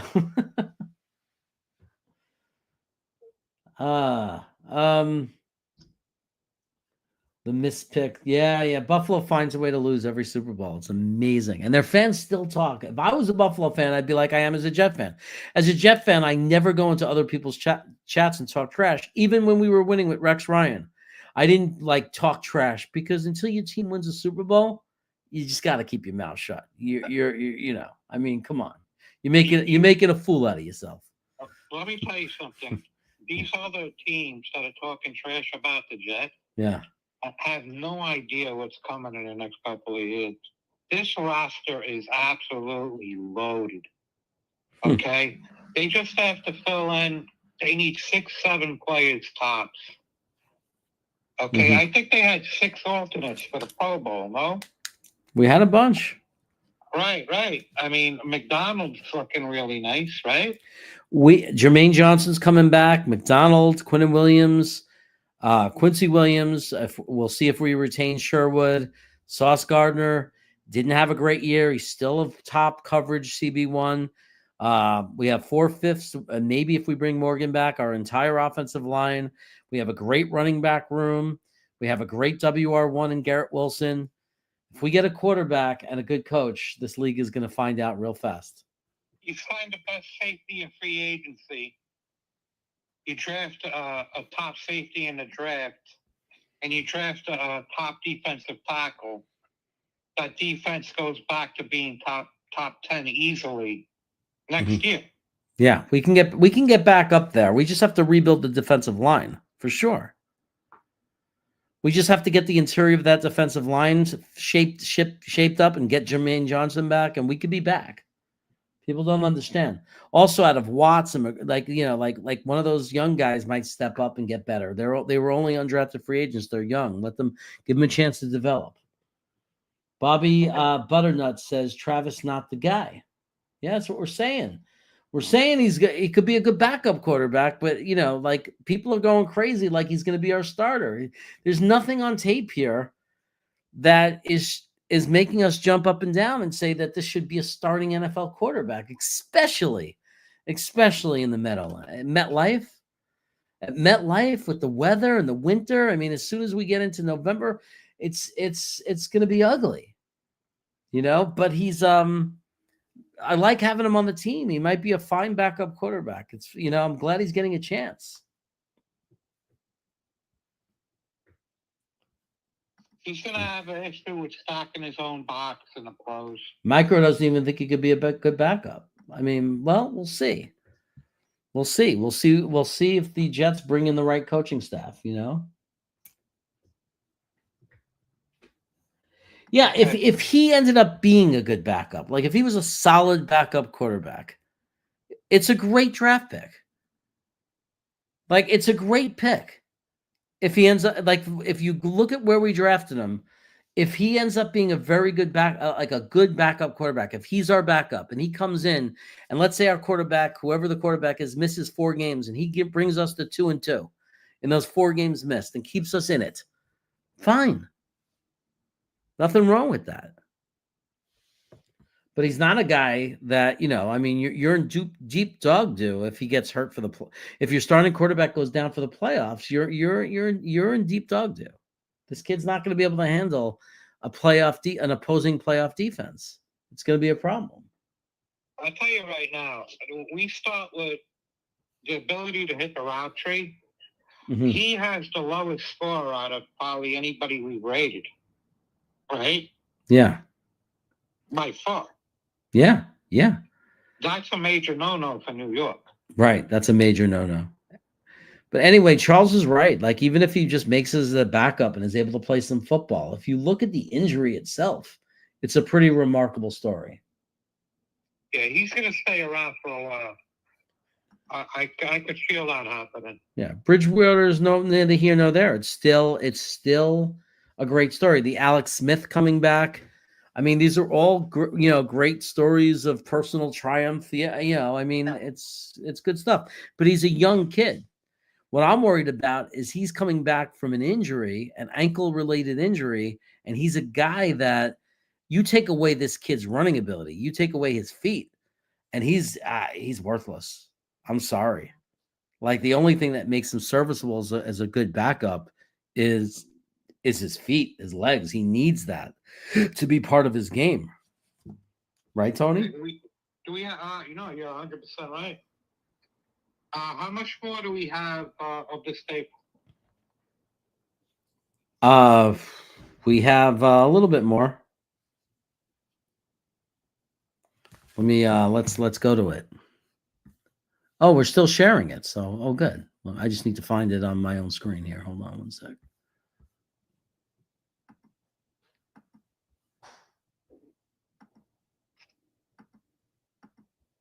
You never checked if you had Zach Wilson against Coastal Carolina, right? I couldn't find it. Okay. Couldn't find it. Okay, so we're back to our screen. Let me go full screen as if I can. Let me push this down so I could see. And here we go. More Jordan Travis.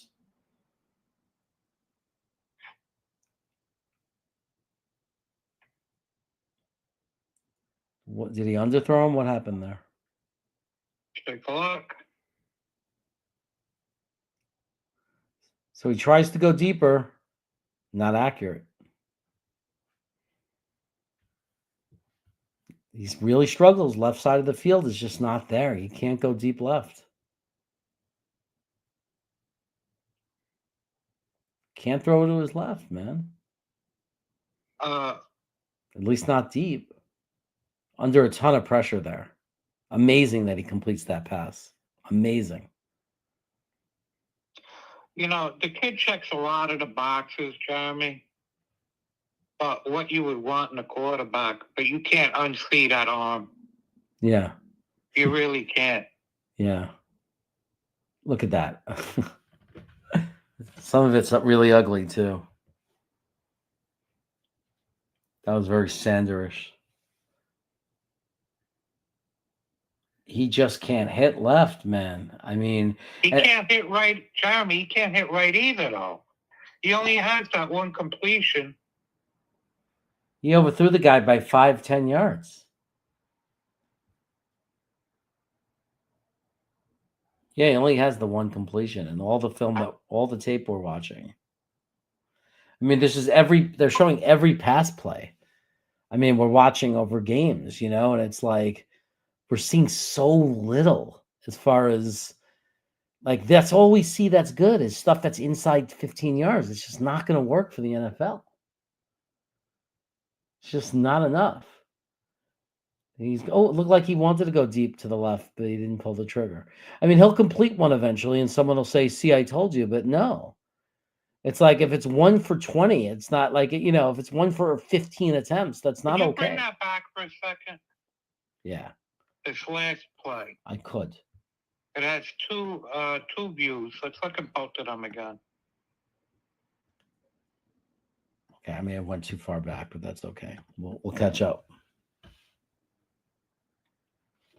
Look for the receiver cutting across the field. Is it this play? I don't think so.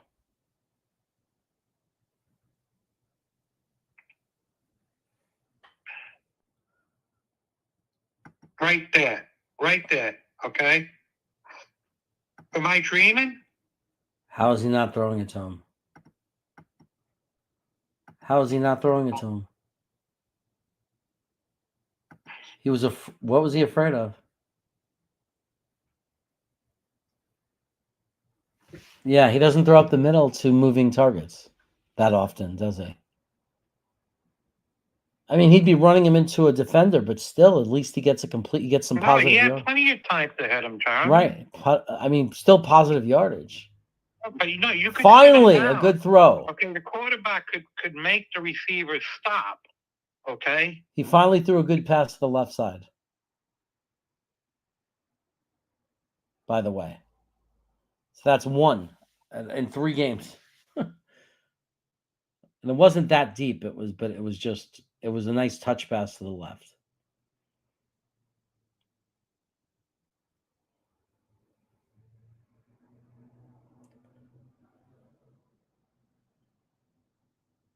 Did he complete it?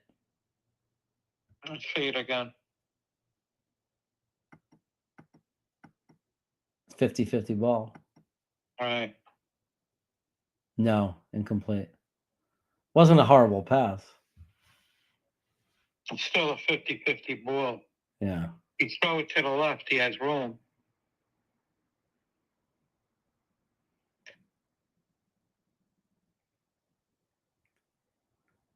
Just easy pass up the middle. More about the receiver than him.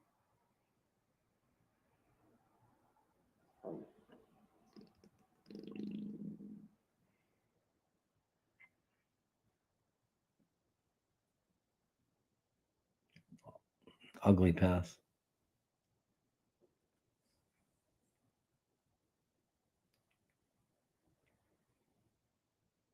That's another 50-50 ball.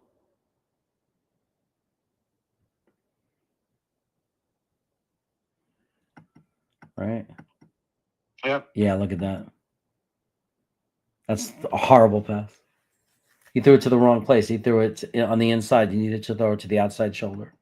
Exactly. He doesn't know where his deep ball is going, Jeremy. He has no control over it. You do realize that, right? Well, I mean, we haven't seen it. So, yeah, I mean, we saw one. We saw one great play, but everything else has been really, really off target.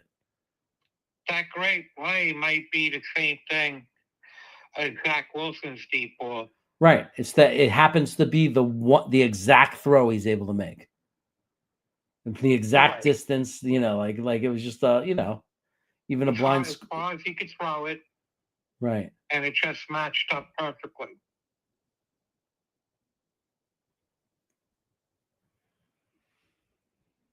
Yeah, well, I mean, this is him against the only competitive, like really competitive team he played against this year, and it doesn't look as amazing as we would want it to look. Now, this is a touchdown pass, but is it? I mean, look at this.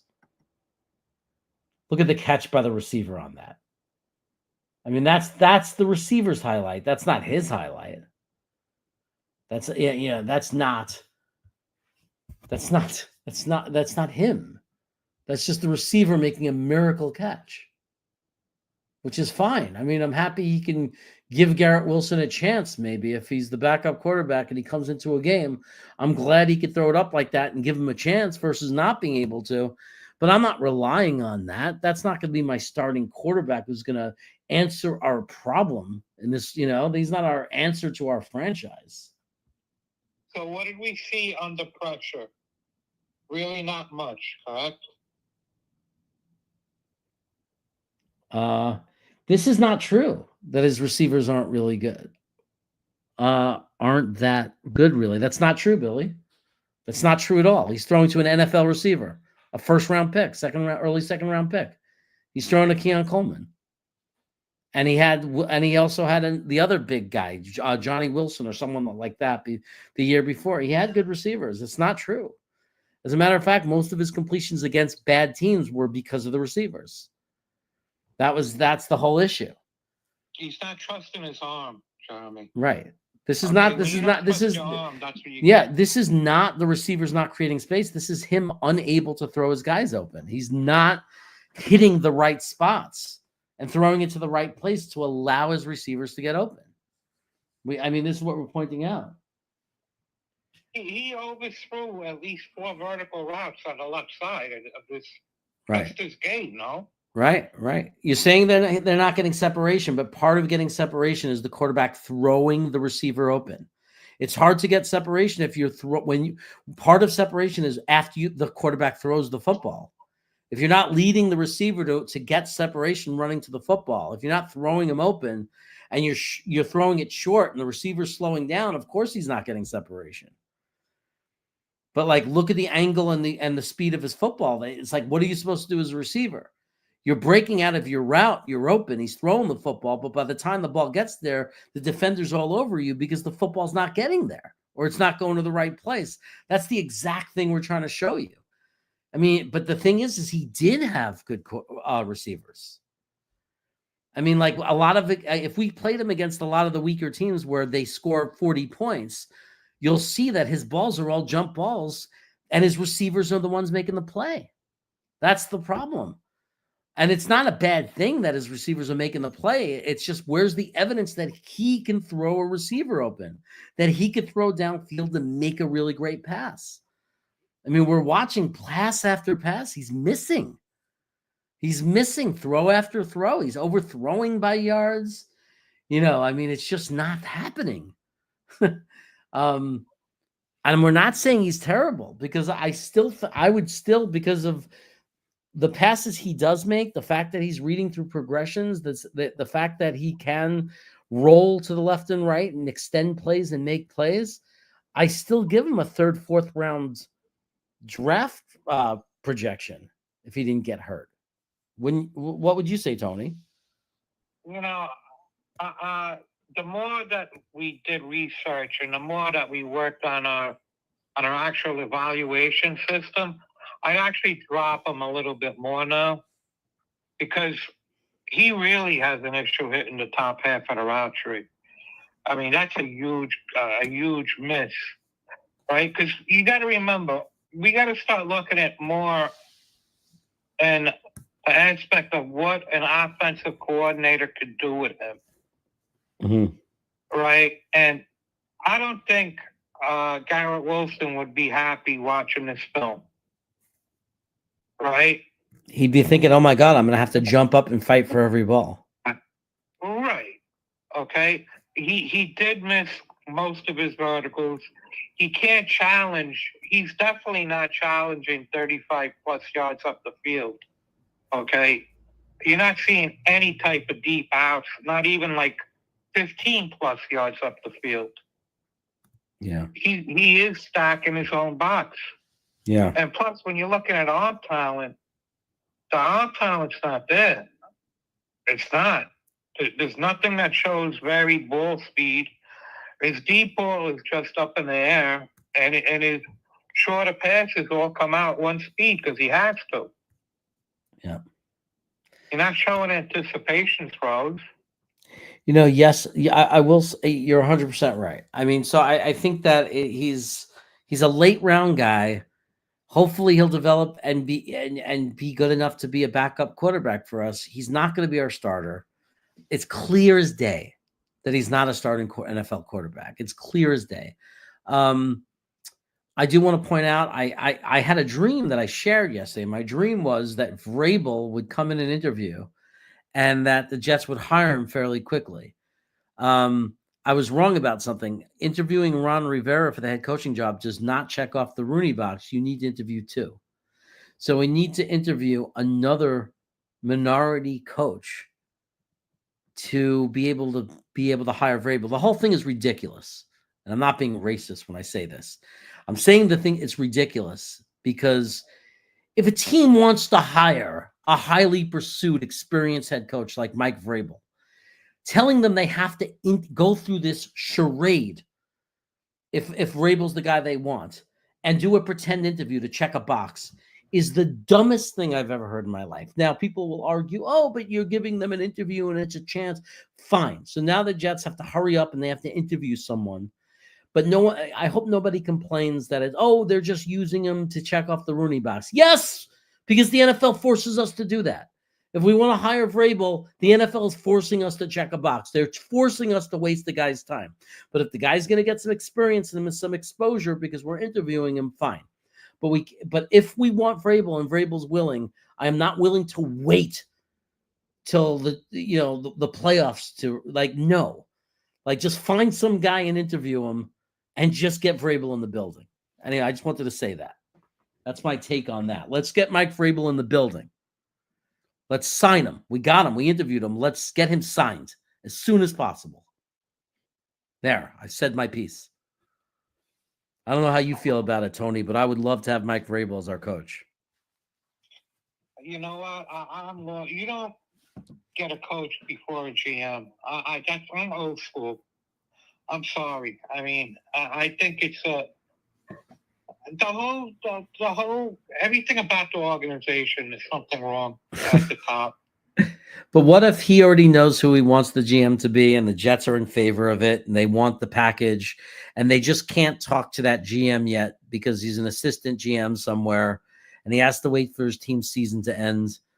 And that Vrabel's just, is saying if, this guy will definitely want the opportunity. He's an assistant GM and I think he's great. And we've worked together and I love him. And isn't that okay though? You know what, Jeremy? We made a video on how to fix the Jets last year and this year. And we made an offensive line video on how to fix the Jets, right? And where do we get our information? We got it from quality NFL teams, right? Mm-hmm. We went to go see what the Green Bay Packers do. Mm-hmm. We went to go see how Detroit's doing it different than the Jets are. They hire a GM first. Exactly, right? Yeah. That's how, what is Minnesota doing? No Aaron Glenn. That's the last time I'm going to say it. No more. We're not hiring a rookie defensive coordinator, especially one that's the most overrated defensive coordinator I've ever heard of. Detroit's defense has not been freaking lights out. How many players they had to draft and get until Detroit's defense got good? Hutchinson, this guy, that guy. They had to use 15 first-round picks to get their defense to be anything decent. And as soon as they had injuries, they're shit. So we got to stop with this Aaron Glenn nonsense. He shows me, I love him as a person. He's a great motivator. He's very, great speech. Fine. He's not, we can't do this. We can't hire rookie defensive coordinators. Enough of this. I need if we're going to hire a rookie head coach, it has to be an offensive mind. Who's Aaron Glenn going to bring to run the offense? Who's he bringing? Okay. Jeremy, going back to what I was saying. Okay. They need to grab GM from a quality organization. Right, like a guy, like an organization like Baltimore or Philadelphia or Green Bay. Right, or Detroit. Why are people against the president of Green Bay that's stepping down because they can only be like run the team for a certain amount of time? What do people have against the guy who's been running Green Bay? The guy went from Aaron Rodgers to Jordan Love. The guy kept the team competitive without a really horrible rebuild year. Like what are people not liking about the Green Bay Packers that you wouldn't jump at getting the guy who's been keeping that roster together for the last 8 years? Green Bay is the perfect organization on how to build a football team. Yeah, and people don't want him. How do you not want the guy who's been running and who's built and been running Green Bay the past 10 years? Like, how are we not like all over that guy? The first thing he would do is come here, find Sherwood and Eccles, okay? Mm-hmm. Keep Moses, Mm-hmm. and draft the right tackle. You know, a little bit of he's looking for his right tackle to sit behind Moses, Mm-hmm. and he's bringing in, you know, he's drafting what he needs. Mm-hmm. Okay, and he's planning on going to get that quarterback next year if he's not trading for McCarthy this year.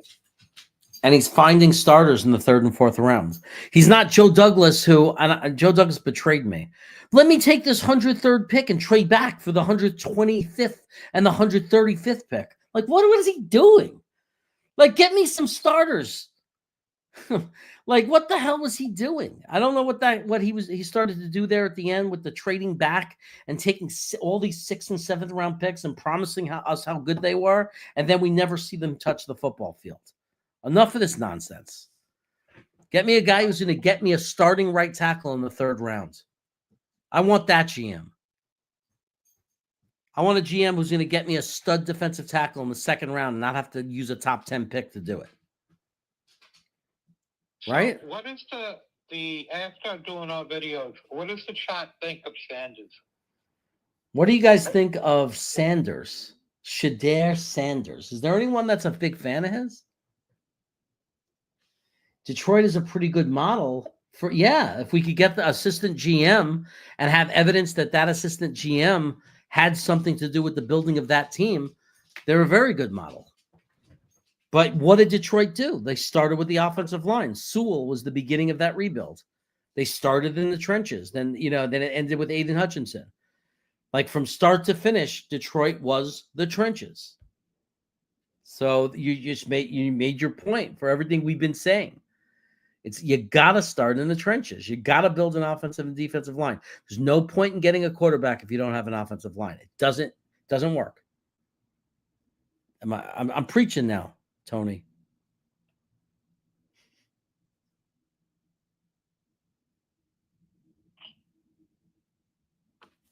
I'm preaching. Anyway, look. Shedeur Sanders. Does anyone like him out there? What do you think of Shedeur Sanders? What do you think of him? Is he your guy? Are you dreaming of having Shedeur Sanders be the Jets quarterback? Bring a little prime time? Have a Neon Dion on the sideline? Trashing our team if he doesn't have a good game? Blaming the offensive line? Blaming the coaching? Is that what you guys want? Microfox. No. No. He doesn't want him. You don't want his ability to shake free and not get sacked? No thanks, and not Ward either. Thank you. See, our followers know. They know the deal. No to Sanders, no to Ward. Not the year to draft a quarterback out of college. This is not the year.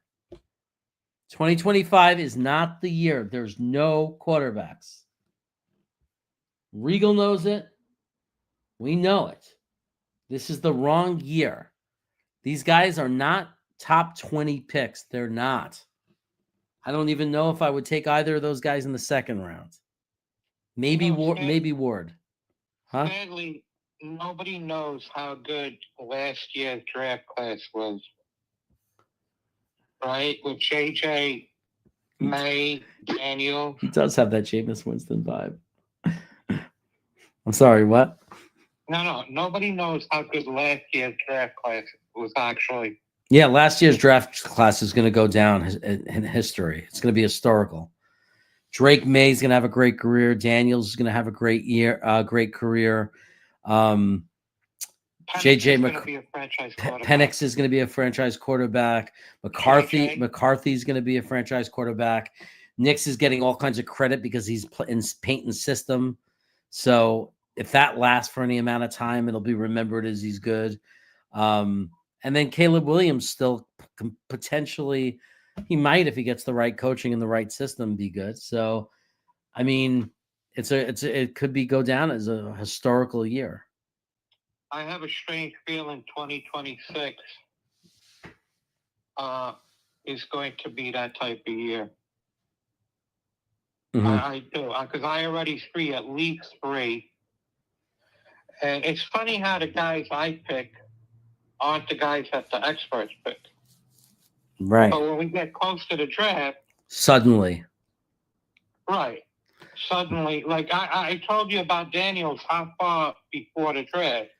Right. Before and all of these guys, how far ahead of the draft did I tell you? I mean, look, there's a video. If you look through my library right now, videos, and you go back to October-ish, early November, there's a Drew Aller video. And at that time, he was projected to be a second-round pick by PFN, and people were calling us nuts. He's not a first-round pick. He's a second-rounder. And people were saying it. People in the chat were saying he's a second-rounder. People were coming in here and saying he's a second-rounder based on, obviously, they not seeing, not their eyes, not knowing anything about him, not watching him. They just listened to the hype. Because at that time, that's what the experts were saying.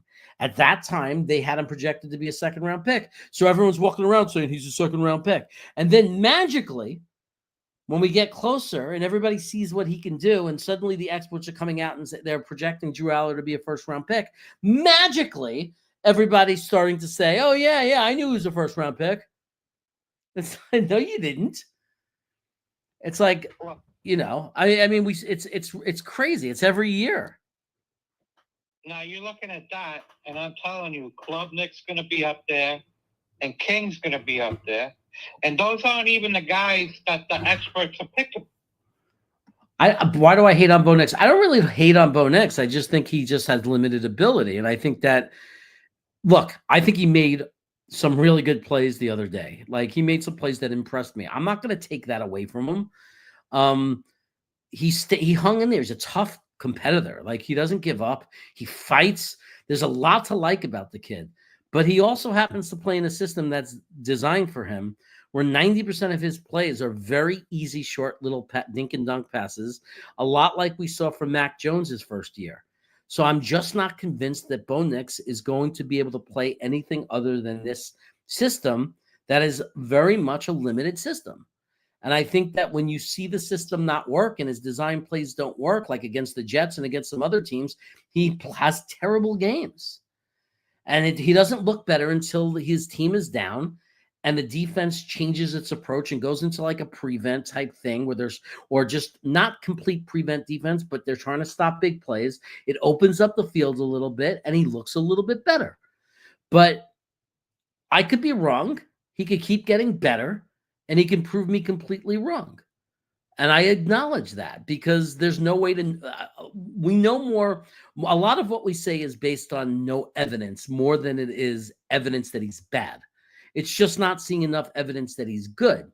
With Bo Nix, it was hard to find evidence that he was an NFL quarterback because he always had an hour in the backfield, best offensive line. He was never under pressure, and he had wide open receivers. And then we didn't see him throwing the complete route tree. So there wasn't a lot of evidence. And even in the NFL right now, we still don't see him throwing and utilizing the entire field. We see most of his passes are very short dink and dunk passes. Is he doing it well? Yes. Is he running Sean Payton's system well? Yes. He's doing a lot of that. Do I put him in the same category as far as the skill set of Jaden Williams, Drake May, J.J. McCarthy, or Penix? No. But understand that those guys' numbers might not look as good at times, but they're attempting much more challenging things because they're not being limited to these dink and dunk passes. And I'm sorry, but it looks a lot like what we saw from Mac Jones year one. And I'm not convinced yet. And I could be wrong. He might end up being a superstar. And if he is, I'll say I'm wrong. But I just don't think the evidence that he's a great quarterback is there yet. I hope I said that okay. Can I take over there? Sure. Okay. My thing on Bo Nix, I've been out on Bo. I was really out on Zach Wilson. I don't agree that Drew Brees, the same thing could be said. Drew Brees was a very, very different quarterback who had who threw to the end. Drew Brees was completely different. He threw the entire field. Drew Brees utilized the entire field. You could find 5 plays, great throws from Bo Nix, or great plays where he uses any other part of the field than the short range part of the field. There's so few plays, and there's barely any in college. Right. Okay, you have natural talent, okay? Drew Aller has natural talent. Mm-hmm. Drake May has natural talent. J.J. McCarthy has natural talent. Bo Nix is a man-made quarterback. He put every ounce of energy to get the last bit of talent out of himself. There is no physical growth with Bo Nix. He's limited to what he could do on a football field. You saw him come to New York in a windy day. He looked horrendous.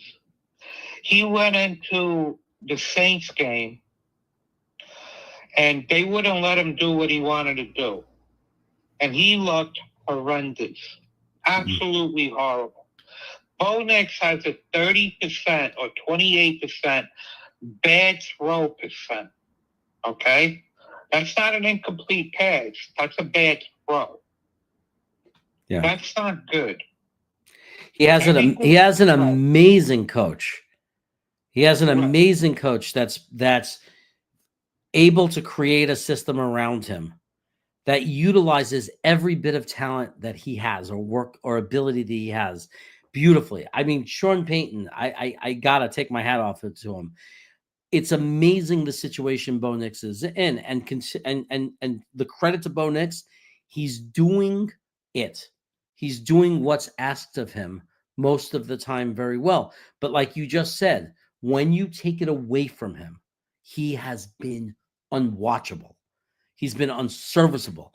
When you take away that system, and teams that have been able to take that away, he's been like brutally bad. Under 50% completion rate, horrible. 4 yards per attempt average, like just terrible football. Terrible. So the question is, with his career, is he going to be in a system and in a situation where he's going to be able to succeed year after year in that system? Because, yeah, Denver might make the playoffs, but what are they going to do in the playoffs? Like, what if there's a limit to how far you can go with that system? And that's going to be the question. At some point, you have to open it up. And when you open it up, is Bo Nix going to be that guy? That's the question. And you know what? If he is, then I'll say I'm wrong. But like, I still would say, I don't think he's going to be able to be that guy. When you really need him in a 2-minute drill at the end of the game to be able to make deep passes all over the field, I don't know if he consistently is going to be that guy. If he is, then I'm wrong. Here's the question, though, right? The way we're trying to evaluate quarterbacks is, what could an offensive coordinator do with them? The question to you guys, could you do more with Drew Aller or Bo Nix? Yeah, and that's a really good point, too. Right? Like who could you do more of? Like, can you imagine what Sean Payton could do with Drew Aller? Because all the passes that Nix is making, we know Drew Aller could make. Like, we know he can make all those passes. I mean, come on. Watch the games. Watch the passes. What is so good about them? Like 90% of them are 8-yard passes to the running back, to the tight end, to the receiver, in quick little outs and slants. They're easy passes. And he's made some great plays. I'm not taking that away from him. But, like, look at the overall play. 90% of these easy. I can't understand how people can watch it and say, look how good he is. Like, he's throwing the ball 8 yards. Like, it's just, yes, he's good at doing that. He's good at following the instruction. Yes, sir. Take the snap, look, and throw the ball 8 yards to the guy. He does that really well. But, like, if you watch the teams that are winning Super Bowls, the quarterbacks that are winning Super Bowls, if you watch the great quarterbacks, Josh Allen, Lamar Jackson, like if Patrick Mahomes, they're not just doing that. So do you believe Bo Nix is going to develop into one of those kind of things? Because those, I mean, that's what you're shooting for, right? When you draft a quarterback in the first round, that's what you're dreaming of. You dream, and now it doesn't have to be that elite, but at least you want a Justin Herbert. At least you want, I don't know, name another guy. Sam Darnold, the way he's playing right now. Jeff Goff, the way he's playing right now. You at least want that. You can't say Bo Nix is playing like those guys. He's not. He's a rookie, though, so I'll shut up for another couple of years. Right. When you're drafting a guy that high, you want him to be able to do everything on a football field. Right. I want to start with a guy, like a piece of clay that can do anything. I don't want to start with a piece of clay that already is half frozen and already has half of its shape formed, that where I'm restricted in what I could do with it. It's the best analogy I can give. Sean Payton has done an incredible job with Bo Nix, and Bo Nix has done an incredible job for Sean Payton. I'm not taking that away from him, but that doesn't mean he's a great quarterback or he's the guy I want to build a team around as my quarterback. When was Nix drafted? He was taken after McCarthy, correct? Yeah, he was like the 12th pick, 13th, something like that. Okay. Denver grabbed him somewhere there. Why did the Vikings trade up for him? The Vikings traded up for JJ because Denver would have grabbed him if they didn't do it. Yeah, exactly. They did it because they were afraid Denver was going to trade up with us. Okay, why did LaFleur in New York have such a hard time coming up with plays for Zach Wilson? Because Zach Wilson was limited, and LaFleur was young, and he's no Sean Payton. He might become a good offensive coordinator. He might be smart offensively, but he's not Sean Payton. Right, but he could do nothing with his skill set. I think Bo Nix is better than Zach Wilson because at least he could throw screen passes and short passes and be very consistent and accurate in what he can do. Whereas, he's an open guy up until a certain point. But all his stuff, 99% of Bo Nix's stuff is in front of the defender. Unless he gets the wide open look. Right. You're not seeing the big time seam throws that you need 3 times a game in the NFL. You're not seeing that. You're not seeing the 35-yard out. It's not happening. The best player comp I could give is really just Mac Jones year one. I know it's probably a different system, but it's to me it's the best comp. And just what was Mac Jones? He was a very limited quarterback, and they built a very good, effective system around him to make him look very good. But they were also very limited in what they can do. And when it came down to it, at the end of the day, did New England really compete in the playoffs? Were they able to do anything? No.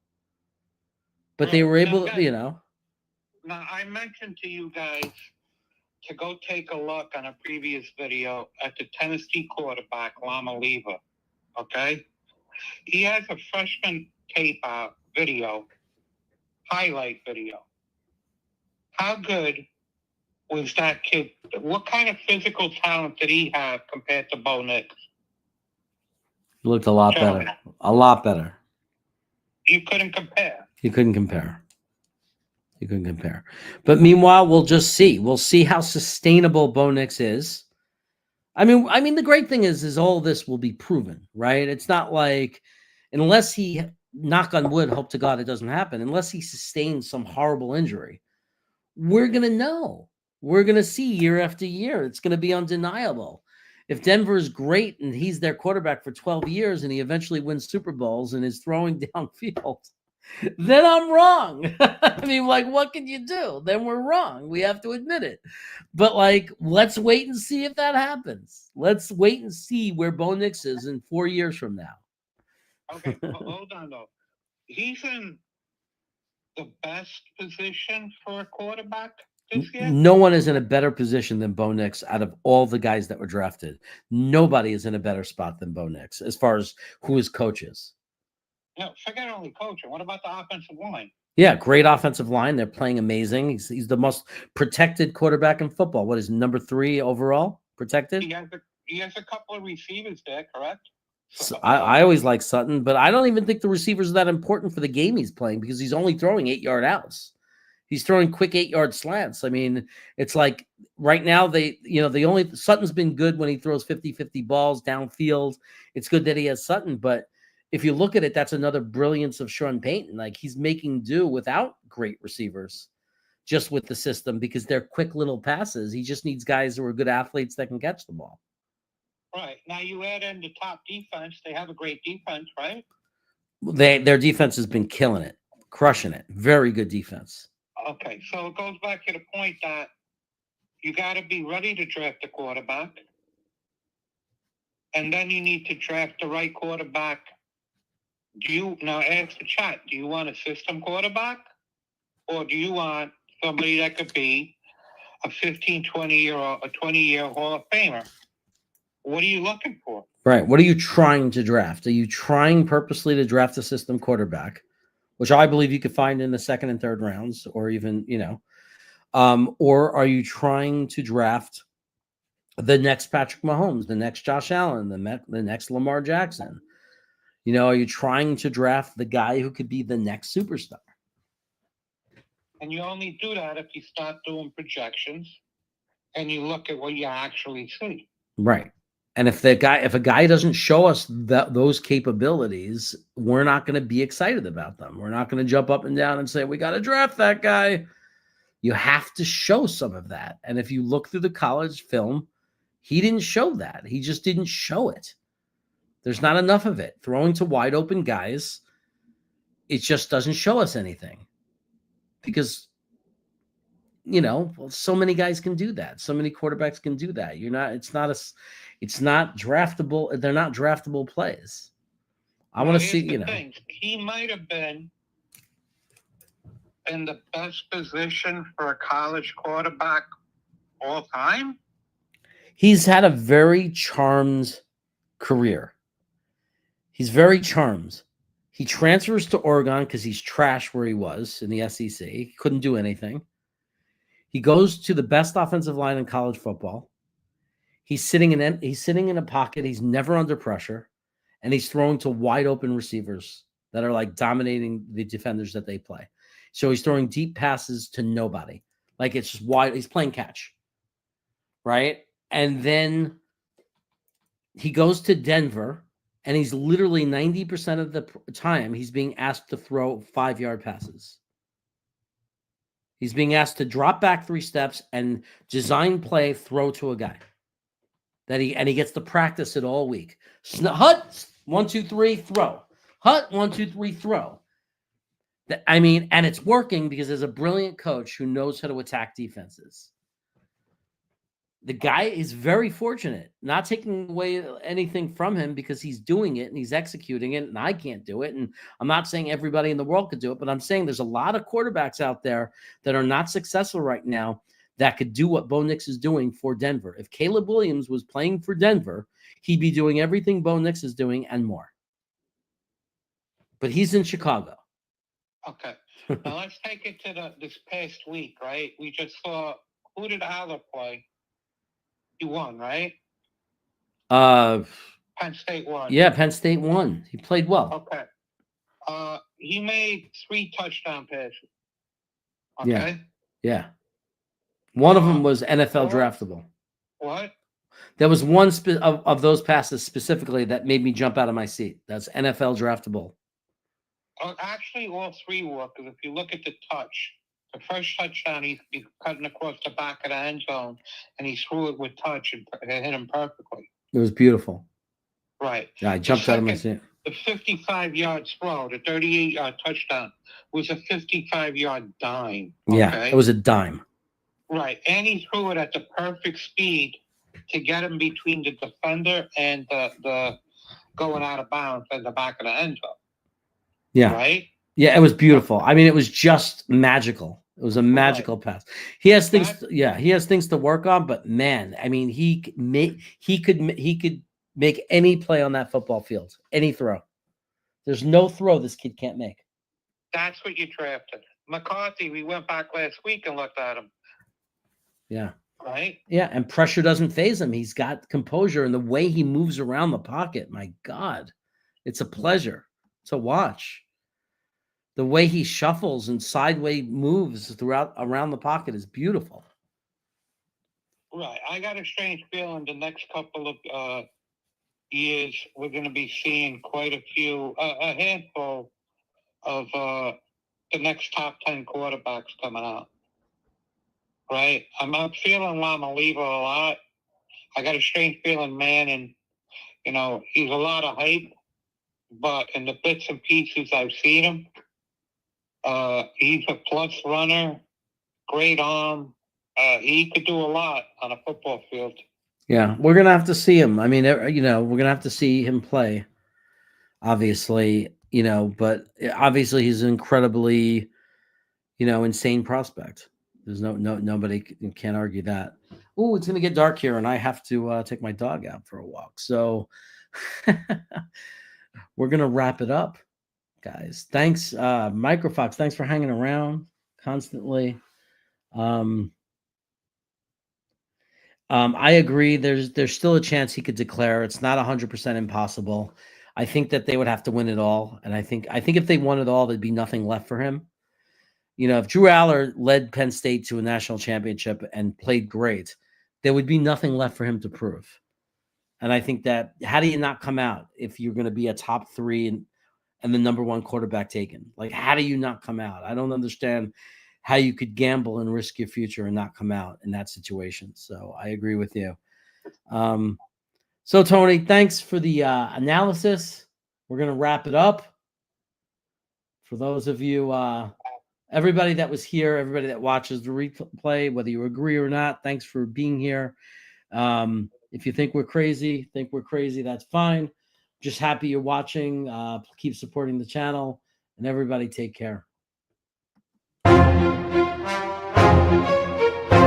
I like Hutchinson the best, and I don't think Linderbaum is worth a top 10 pick. Thibodeau slipped, and I am going to grab Thibodeau. The Giants took Khalil Elam. Good for them. Kenyon Green is a guarantee in my mind. He would be such a dream pick right here. Evan Neal is still on the board. I'm not going to pick him now. That 44 pick could be tight end. That 44 pick could be a good linebacker, a good safety. We could drop back 1 pick and pick up a second rounder for New Orleans. We got options here.